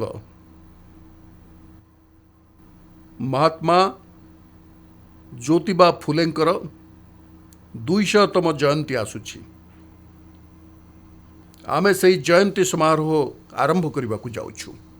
आउ महात्मा ज्योतिबा फुलेंक सिद्धांत एवं से जो मंत्र देइछंती सेथिरे आम पई प्रेरणा रही। पछुआ वर्गों को प्राथमिकता, पछुआ वर्गों को प्राथमिकता देई आमे परिवर्तन नूतन उच्चता प्राप्त करने को चाहूँ। आमे एथिपाई परिश्रमर पराकाष्ठा प्रदर्शित करने को चाहूँ। स्वच्छ नीति जरिया पछुआ वर्गों को प्राथमिकता देबा, यह को आमे धरातल रे लागू करने को चाहूँ। सेमानक जीवन को उन्नत करने को चाहूँ। बंधुगण, उठा दोकानी पई स्वनिधि योजना हेउ अथवा कुशल हस्तकर्म करुवा लोकों पई विश्वकर्मा योजना हेउ, आदिवासी मानक मध्यरे जो माने पछुआ रही जाइछंती सेमानक पई पीएम जनमन योजनार कथा हेउ, आमर पूर्व भारत को विकास करी सारा देश रे समानता आनिबा एवं यह को नेतृत्व प्रदान करने दिगरे काम हेउ, आमे केवल समाज रे पछुआ यही चिंतार अटकी जावा वाला नहूँ। जो अंचल पछुआ रही जाइछि ताहाकु मध्य आमे प्राथमिकता देबाकु चाहूँ। आमे जो जिला पछरे रही, जो ब्लॉक पछरे रही, आमे 100टी आकांक्षी जिला 500टी आकांक्षी ब्लॉक मिशन रे कार्य करिछु। आमे पूर्व भारतर विकास निमंते हजार हजार कोटी टंकार आधारिक संरचना प्रकल्प उपरे मध्य जोर देइछु। आमे पूर्व भारत जीवन को बदलाई या देशर विकास यात्रा भागीदार करिछु। मोर प्रिय देशवासी, जीवन प्रत्येक क्षेत्र में विकास हेबा उचित। विकास निमंते क्रीडार मध्य महत्व रही। मते खुशी लगुछि जे गोटे समय थिला जदि पिला माने खेल रे अधिक समय देउथिले तेबे पितामाता माने याकु पसंद करनतले। आज ये स्थिति एकदम उल्टी जाइछि। जदि पिला माने खेलकूद करबा पई आगे आसुचंती, एथे रुचि रखुचंती, तेबे पितामाता मन गर्भरे भरी जाउछि। मो याकु शुभ संकेत बोली मानुछि। मो देशर परिवार मध्यरे क्रीड़ा को प्रोत्साहन देवार वातावरण देखा पाउछि। एथरे मो मन गर्भरे भरी जाउछि। मो याकु देशर भविष्य पे एक शुभ संकेत मानुछि। एवं बंधुगण, क्रीड़ा को प्रोत्साहित करबा पई आमे नेशनल स्पोर्ट्स पॉलिसी आनिछु। किछि दशंधि परे आमे देश रे खेलो भारत नीति नहीं आसीछु, जहा द्वारा कि क्रीड़ा जगत सर्वांगीन विकास प्रयास हेब। विद्यालय नहीं ओलंपिक पर्यंत आमे एक संपूर्ण इकोसिस्टम विकसित करने को चाहूँ। प्रशिक्षण व्यवस्था हेउ, फिटनेस कथा हेउ, खेल पड़िया हेउ, क्रीडार व्यवस्था हेउ, क्रीड़ा पई आवश्यक साधन हेउ, लघु उद्योग को क्रीड़ा उपकरण निर्माण में साहाय्य करने कथा हेउ, अर्थात एक प्रकार संपूर्ण इकोसिस्टम आमे दूर दूरांतर पिलामानक निकटरे पहुँचेबाकू चाहूँ। हेले बंधुगण, मु जब फिटनेस कथा कहे, खेलकूदर कथा कहे, सेतेबेले मोर गोटे चिंता आपणक सम्मुखर रखा चाहे। आम देशर प्रत्येक परिवार को ए विषय चिंता करने को हेबो जे मोटापण आम देश निमंते एक विराट समस्या उत्पन्न करने को जाउछि। आगामी वर्ष मानकरे जो विशेषज्ञ एवं जो विचारवंत व्यक्ति से कहवा कथा है जे प्रति 3 जन व्यक्ति मध्य जड़े मोटापण शिकार हेउथिबे। आमको ये मोटापण बंचवाक हेब, ओबेसिटी बंची रहा हम। एथिपाई मु गोटे छोट परामर्श देइथिली जे प्रति परिवार घर को आणुथिबा खाइबा तेल 10% कम करदेवे। या द्वारा ओबेसिटी विरुद्ध रे लड़ी रे समान निजर योगदान दे पारिबे।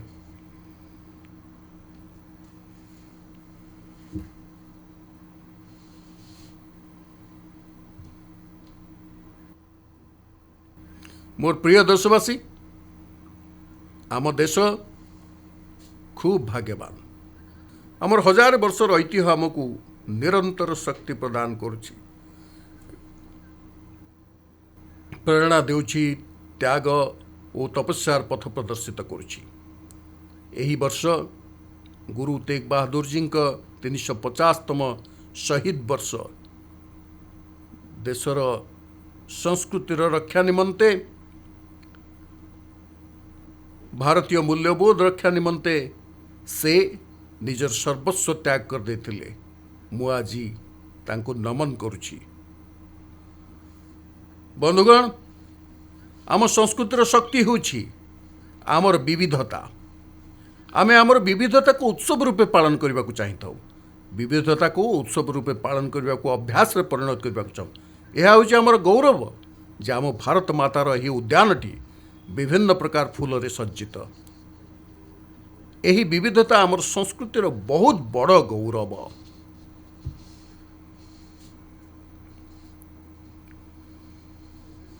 आमे प्रयागराज रे आयोजित महाकुंभ रे देखिचंती जे भारत रे विविधता को नहीं किपरि बंची हुए। गोटे स्थान रे कोटि कोटि लोक एक मनोभाव नहीं, एक प्राण, एक प्रयास, जहाँ समग्र विश्व में एक आश्चर्यजनक घटना। महाकुंभर ही सफलता भारतर एकता और सामर्थ्य दुआही देता है। बंधुगण, आम देश भाषार विविधतारे परिपूर्ण पुलकित हुए। आमे मराठी, आसामी, बंगला, पाली, प्राकृत भली भाषा गुड़ी को शास्त्रीय भाषार मर्यादा प्रदान करिछु। मोर मत है जे आम भाषा गुड़िक जेतिकी विकसित हेबे, आमर समस्त भाषा जेतिकी समृद्ध हेबे, आमर ज्ञान भंडार सेतिकी समृद्ध हेब आउ यहाँ ही हेब आमर शक्ति। आज हूँ डाटार जुग, तेणु भारतीय भाषार ही शक्ति समग्र विश्व ପାଇଁ ମଧ୍ୟ शक्ति भावे कार्य करिब। एभली सामर्थ्य आम भाषार रही। आम भाषा गुड़ी को नहीं आमको गर्व करवा उचित। समस्त भाषार विकास निमंते आमको चेष्टा करवा उचित। बंधुगण, आम पांडुलिपि गुड़िक मध्य ज्ञानर भंडार भरपूर हो रही, किंतु एप्रति रही उदासीनतार भाव। एथर आम ज्ञान भारतम योजना जरिया सारा देश में जोठी एभली हस्तलिखित ग्रंथ मान रही, पांडुलिपि गुड़िक रही, शताब्दी पुराणा दस्तावेज गुड़िक रही, सेगुड़ी को खोजी खोजी टेक्नोलोजीर व्यवहार करी संरक्षित करार काम चली, जहाद्वारा से ज्ञानर समृद्धि आम आगामी पीढ़ी पर काम लगे। मोर प्रिय देशवासी, मोर स्पष्ट मत है जे केवल सरकार देश गढ़ी न थांती, शासन रे बसिथिबा लोके देश गढ़ी न थांती। ये देश शासन उपरे बसिथिबा लोक करी न थांती। देश बनी थाए, देश गढ़ा होता है कोटि कोटि लोकों पुरुषार्थ, ऋषि मुनि, वैज्ञानिक, शिक्षक, कृषक, सैनिक, श्रमिक एवं प्रत्येक व्यक्ति योगदान चेष्टा बल देश गढ़ा होता है। इतने व्यक्ति योगदान सहित संस्था गुड़िकर योगदान रही। आज मु गर्वर सहित आउ गोटे कथा विषय कहवाक चाहे। आज 100 वर्ष पूर्वे जन्म नहीं थिला राष्ट्रीय स्वयंसेवक संघ नामक एक संस्था। दीर्घ 100 वर्षर राष्ट्र सेवार यह एक गौरवपूर्ण स्वर्णिम पृष्ठा। व्यक्ति निर्माण एवं राष्ट्र निर्माण संकल्प नहीं विगत 100 वर्ष धरी भारत मातार कल्याण लक्ष्य नहीं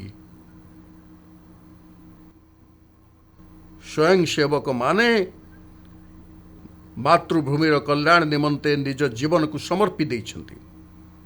सेवा, समर्पण, संगठन एवं अप्रतिम अनुशासन जार परिचय एभली राष्ट्रीय स्वयंसेवक संघ होची पृथ्वीर सर्वबृहत एनजीओ।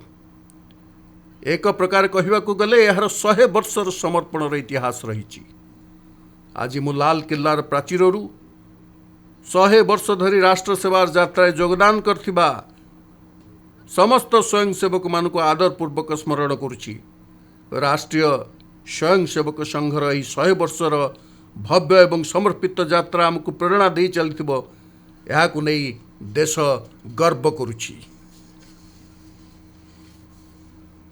मोर प्रिय देशवासी, आमे समृद्धि आड़ को अग्रसर होउछु, मात्र समृद्धिर रास्ता सुरक्षा दे जाउछि।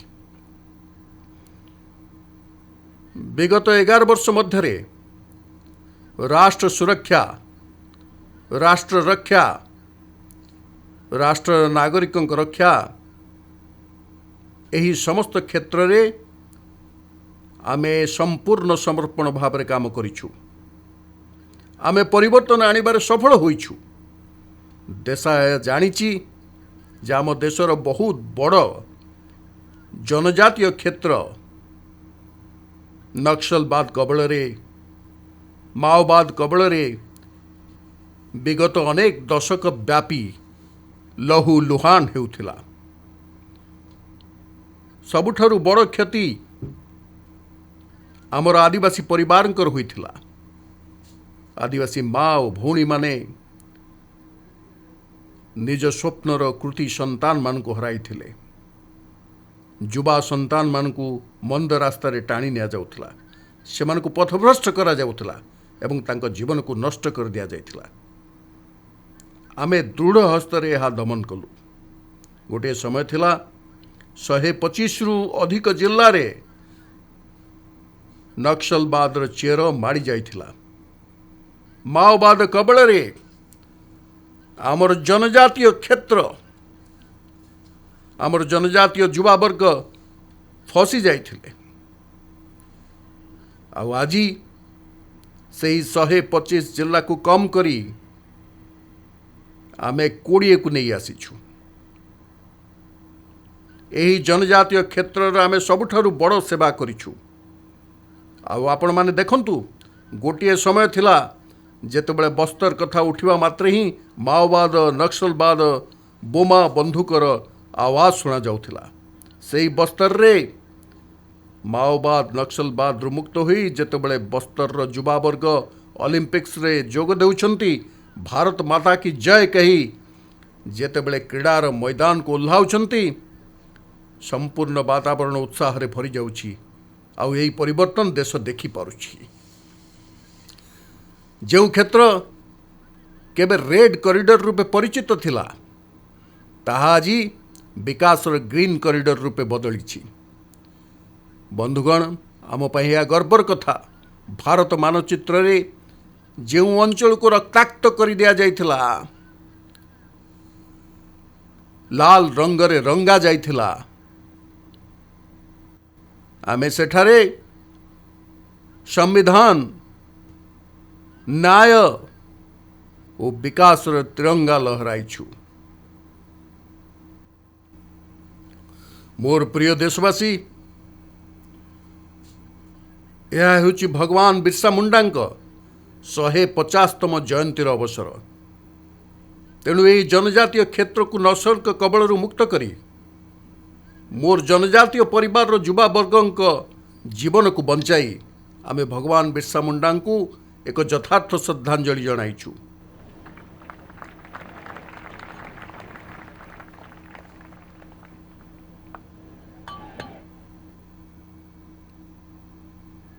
ମୋର ପ୍ରିୟ ଦେଶବାସୀ, ମୁଁ ଆଜି ଦେଶ ଆଗରେ ଥିବା ଏକ ଚିନ୍ତା, ଏକ ଆହ୍ୱାନ ସମ୍ପର୍କରେ ଅନୁରୋଧ କରିବି। ଏକ ଷଡ଼ଯନ୍ତ୍ର ରୂପେ ସୁଚିନ୍ତିତ ଯୋଜନା ମୁତାବକ ଦେଶର ଡେମୋଗ୍ରାଫିକୁ ବଦଳା ଯାଉଛି। ଗୋଟିଏ ନୂଆ ସଂକଟର ବୀଜ ବପନ କରାଯାଉଛି। ଆଉ ଏହି ଅନୁପ୍ରବେଶକାରୀ ମୋ ଦେଶର ଯୁବାବର୍ଗଙ୍କ ରୋଜି ରୋଟି ଛଡ଼େଇ ନେଉଛନ୍ତି। ଏହି ଅନୁପ୍ରବେଶକାରୀମାନେ ମୋ ଦେଶର ଭଉଣୀ ଓ ଝିଅମାନଙ୍କୁ ନିଶାନା ବନାଉଛନ୍ତି। ଏହାକୁ ବରଦାସ୍ତ କରାଯିବ ନାହିଁ। ଏହି ଅନୁପ୍ରବେଶକାରୀ ନିରୀହ ଆଦିବାସୀମାନଙ୍କୁ ଭ୍ରମିତ କରି ସେମାନଙ୍କ ଜମି ଜମା ଉପରେ କବ୍ଜା କରୁଛନ୍ତି। ଏହାକୁ ଦେଶ ସହ୍ୟ କରିବ ନାହିଁ। ଆଉ ସେଥିପାଇଁ ମୋର ପ୍ରିୟ ଦେଶବାସୀ,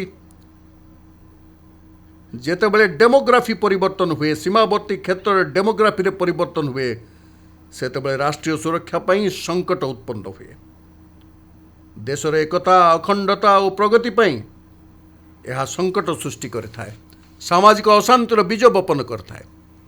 ଆଉ କୌଣସି ବି ଦେଶ ନିଜକୁ ଅନୁପ୍ରବେଶକାରୀଙ୍କ ହାତରେ ଟେକି ଦେଇପାରିବ ନାହିଁ। ଦୁନିଆର କୌଣସି ଦେଶ ଏହା ନ କରୁଥିବା ବେଳେ ଆମେ ଭାରତ ପାଇଁ ଏହା କିପରି କରିବୁ?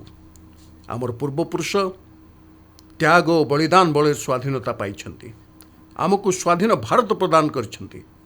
ତେଣୁ ସେହି ମହାପୁରୁଷମାନଙ୍କ ପ୍ରତି ଆମର କର୍ତ୍ତବ୍ୟ ହେଉଛି ଆମେ ଆମ ଦେଶରେ ଏପରି ହରକତକୁ ସ୍ୱୀକାର କରିବା ନାହିଁ ଯାହା ତାଙ୍କ ପ୍ରତି ଯଥାର୍ଥ ଶ୍ରଦ୍ଧାଞ୍ଜଳି ହେବ। ତେଣୁ ମୁଁ ଆଜି ଲାଲକିଲ୍ଲାର ପ୍ରାଚୀରରୁ ଏହା କହିବାକୁ ଚାହୁଁଛି, ଆମେ ଏକ ହାଇ ପାୱାର ଡେମୋଗ୍ରାଫି ମିଶନ ଆରମ୍ଭ କରିବାର ନିଷ୍ପତ୍ତି ନେଇଛୁ। ଏହି ମିଶନ ବଳରେ ଇଏ ଯେଉଁ ଭୀଷଣ ସଙ୍କଟ ନଜରକୁ ଆସୁଛି,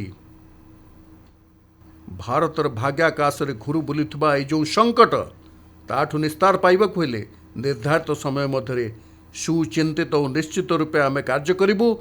ସେହି ଦିଗରେ ଆମେ ଆଗକୁ ବଢ଼ୁଛୁ।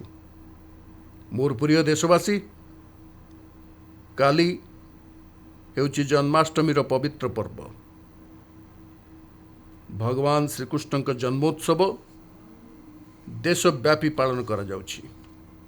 ବନ୍ଧୁଗଣ, ଯେତେବେଳେ ମୁଁ ଭଗବାନ ଶ୍ରୀକୃଷ୍ଣଙ୍କୁ ମନେ ପକାଏ, ଆମେ ଦେଖୁ କି ପୁରା ବିଶ୍ୱରେ ଆଜି ଯୁଦ୍ଧର कला कौशल बदलुछि।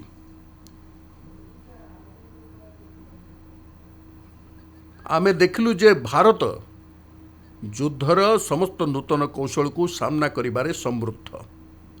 आमे ऑपरेशन सिंदूर रे देखाई देइछु टेक्नोलोजी रे जे भी महारथी थिले। पाकिस्तान आमर सैन्य ठिकाना उपरे, आमर एयरबेस उपरे, आमर संवेदनशील स्थान मानक उपरे, आमर धार्मिक केंद्र उपरे, आम नागरिकों उपरे मिसाइल ड्रोन अगणित मात्रा वर्षा कला। देश देखिला किंतु देश को सुरक्षित रखिबार जो प्रयास विगत 10 वर्ष होईची तार परिणाम यह थिला कि सेमानक प्रतिटी आक्रमण को आमर साहसी सेना और आम टेक्नोलोजी कोटा खिय परी उड़ाई देले।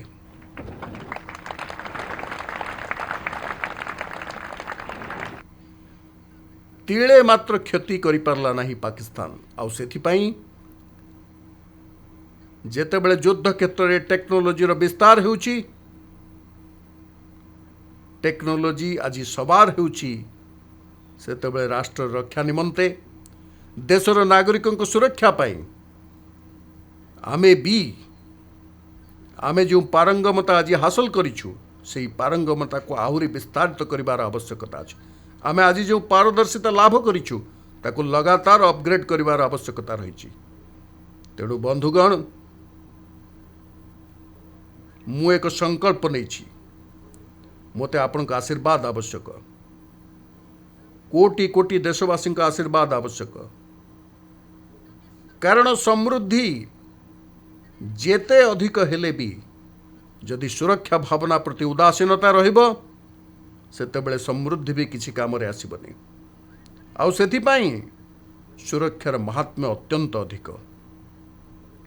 आउ सेथिपाई मु लाल किलार प्राचीर उपर कहूची आसुथिबा 10 वर्ष भितरे 2035 पर्यंत राष्ट्रर सभी महत्वपूर्ण जगह जोठी सामरिक स्थान सहित साधारण लोकों स्थान भी सामिल अच्छी, जमती कि डाक्तरखाना,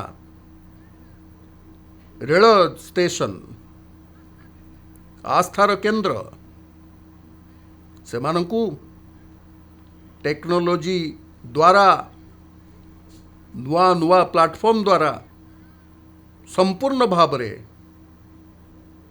सुरक्षार कवच दिया जीवो।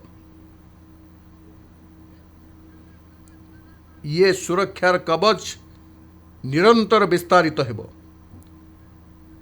प्रत्येक नागरिक जो भली सुरक्षित अनुभव करे जेकोसी प्रकार टेक्नोलोजी को व्यवहार करू, आमे जो भली सर्वश्रेष्ठ टेक्नोलोजी को व्यवहार करि पारिबु। आसंता 10 वर्ष 2035 पर्यंत राष्ट्रीय सुरक्षार कवच को मजबूती देबु, आधुनिक बनैबु एवं सेथिपाई भगवान श्रीकृष्ण ठारू प्रेरणा पाइबु। आमे श्रीकृष्णकर जो सुदर्शन चक्र थिला से सुदर्शन चक्रकर रास्ता को आपणेइछु। आपण मानक भितर अनेकंकर मन थिबो जेतेबेले महाभारतर युद्ध चलीथिला श्रीकृष्ण निज सुदर्शन चक्र द्वारा सूर्यर प्रकाश को रोकी देइथिले आ दिन रे ही अंधार कर देइथिले।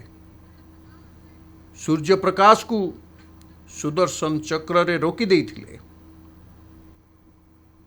आ सेतेबेले अर्जुन ने जो शपथ नहीं थिले जयद्रथ को हत्या करिबा पाई सही प्रतिज्ञा को अर्जुन पूर्ण करथिले। यह थिला सुदर्शन चक्रर पराक्रम और रणनीतिर परिणाम। एबे देश सुदर्शन चक्र मिशन लॉन्च करिब।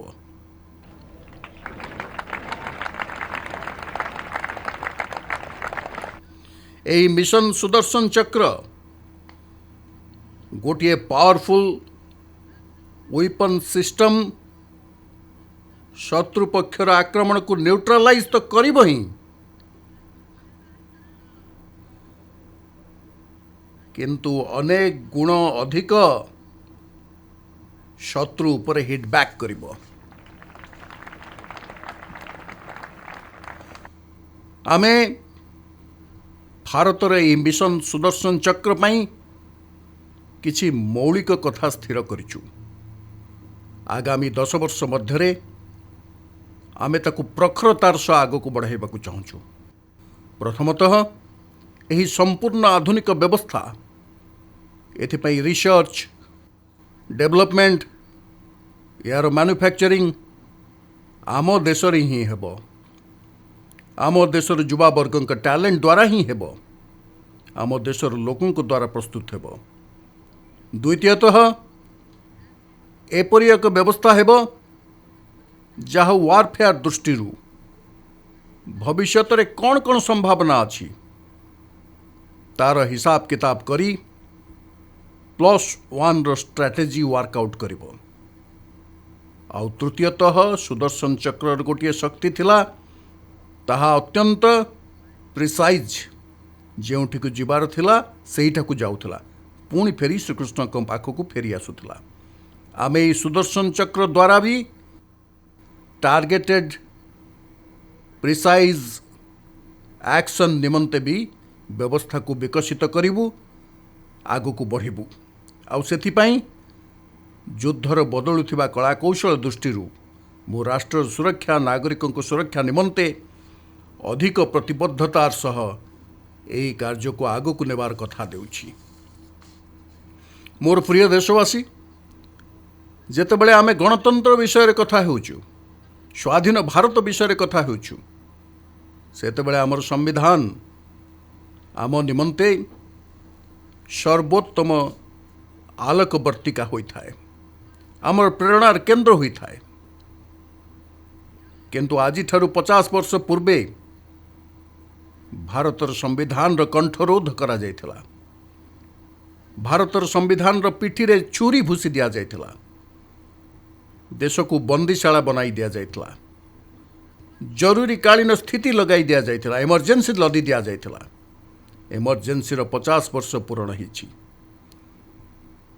देशर कौनसी भी पीढ़ी को संविधान को हत्यार ही पाप को केबे भी भूलिबा उचित नुहे। संविधान हत्याकारी पापी को भूलिबा उचित नुहे। आउ आमको भारतर संविधान प्रति निजर समर्पण को आहुरी मजबूत करने सह आग को बढ़ा पड़ो। ताहा ही हेउछि आम पाई प्रेरणा। मोर प्रिय देशवासी, मुई लाल किल्लारू पंच प्रतिज्ञा विषय कही। मु आज लाल किल्लारू पुनर्बार मोर देशवासी को पुनः स्मरण निश्चित भाव में कराइबाकु चाहूँगी। विकसित भारत निर्माण निमंते आमे अटकबू नहीं कि नईबू नहीं, आमे परिश्रमर पराकाष्ठा देखैबू एवं निज आखि सामने 2047 रे भारत को विकसित करी देखाइबू। मोर प्रिय देशवासी, आमर द्वितीय प्रतिज्ञा हला आम जीवन रे, आम व्यवस्था रे, आम नियम कानून परंपरा रे गोलामीर किछि भी अंश रहिबाकु देबु नाही। आमे प्रत्येक प्रकार दासत्वर मुक्ति लाभ करिबु। मोर प्रिय देशवासी, आमे निज ऐतिह्य को नहीं गर्व करिबु।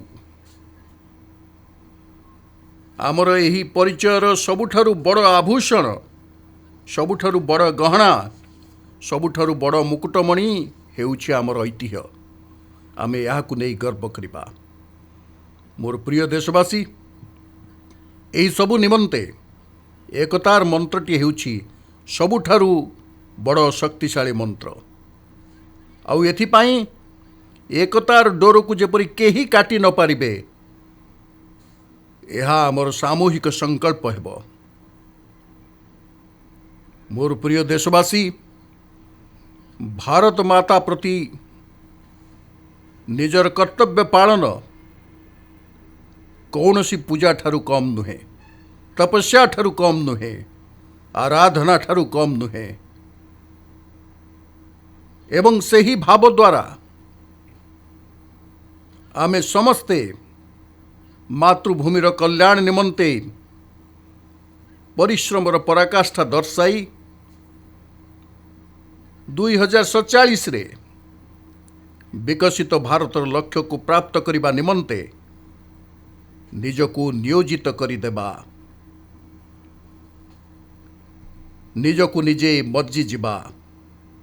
ଯାହା ବି ସାମର୍ଥ୍ୟ ରହିଛି ତାକୁ ନେଇ କୌଣସି ସୁଯୋଗ ହାତଛଡ଼ା କରିବା ନାହିଁ।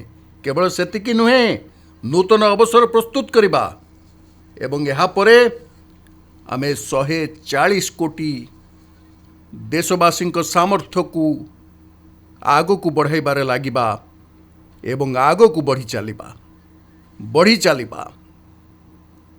ମୋର ପ୍ରିୟ ଦେଶବାସୀ, ଆମକୁ ମନେ ରଖିବାକୁ ହେବ, 140 କୋଟି ଦେଶବାସୀଙ୍କୁ ମନେ ରଖିବାକୁ ହେବ, ପରିଶ୍ରମରେ ଯିଏ ଉତ୍ତପ୍ତ ହୋଇଛି ସେ ହିଁ ଇତିହାସ ରଚିଛି। ଯିଏ ପରିଶ୍ରମ କରିଛି ସେ ହିଁ ଇତିହାସ ରଚନା କରିଛି। ଯିଏ କଠିନ ଶିଳାକୁ ଭାଙ୍ଗିଛି, ଯିଏ କଠିନ ଶିଳାକୁ ଭଙ୍ଗ କରିଛି, ସେ ହିଁ ସମୟକୁ ନୂଆ ମୋଡ଼ ଦେଇଛି। ଏବଂ ଯିଏ କଠିନ ଶିଳାକୁ ଭଙ୍ଗ କରିଛି ସେ ହିଁ ସମୟକୁ ନୂଆ ମୋଡ଼ ଦେଇଛି। ଏବଂ ସମୟକୁ ନୂଆ ମୋଡ଼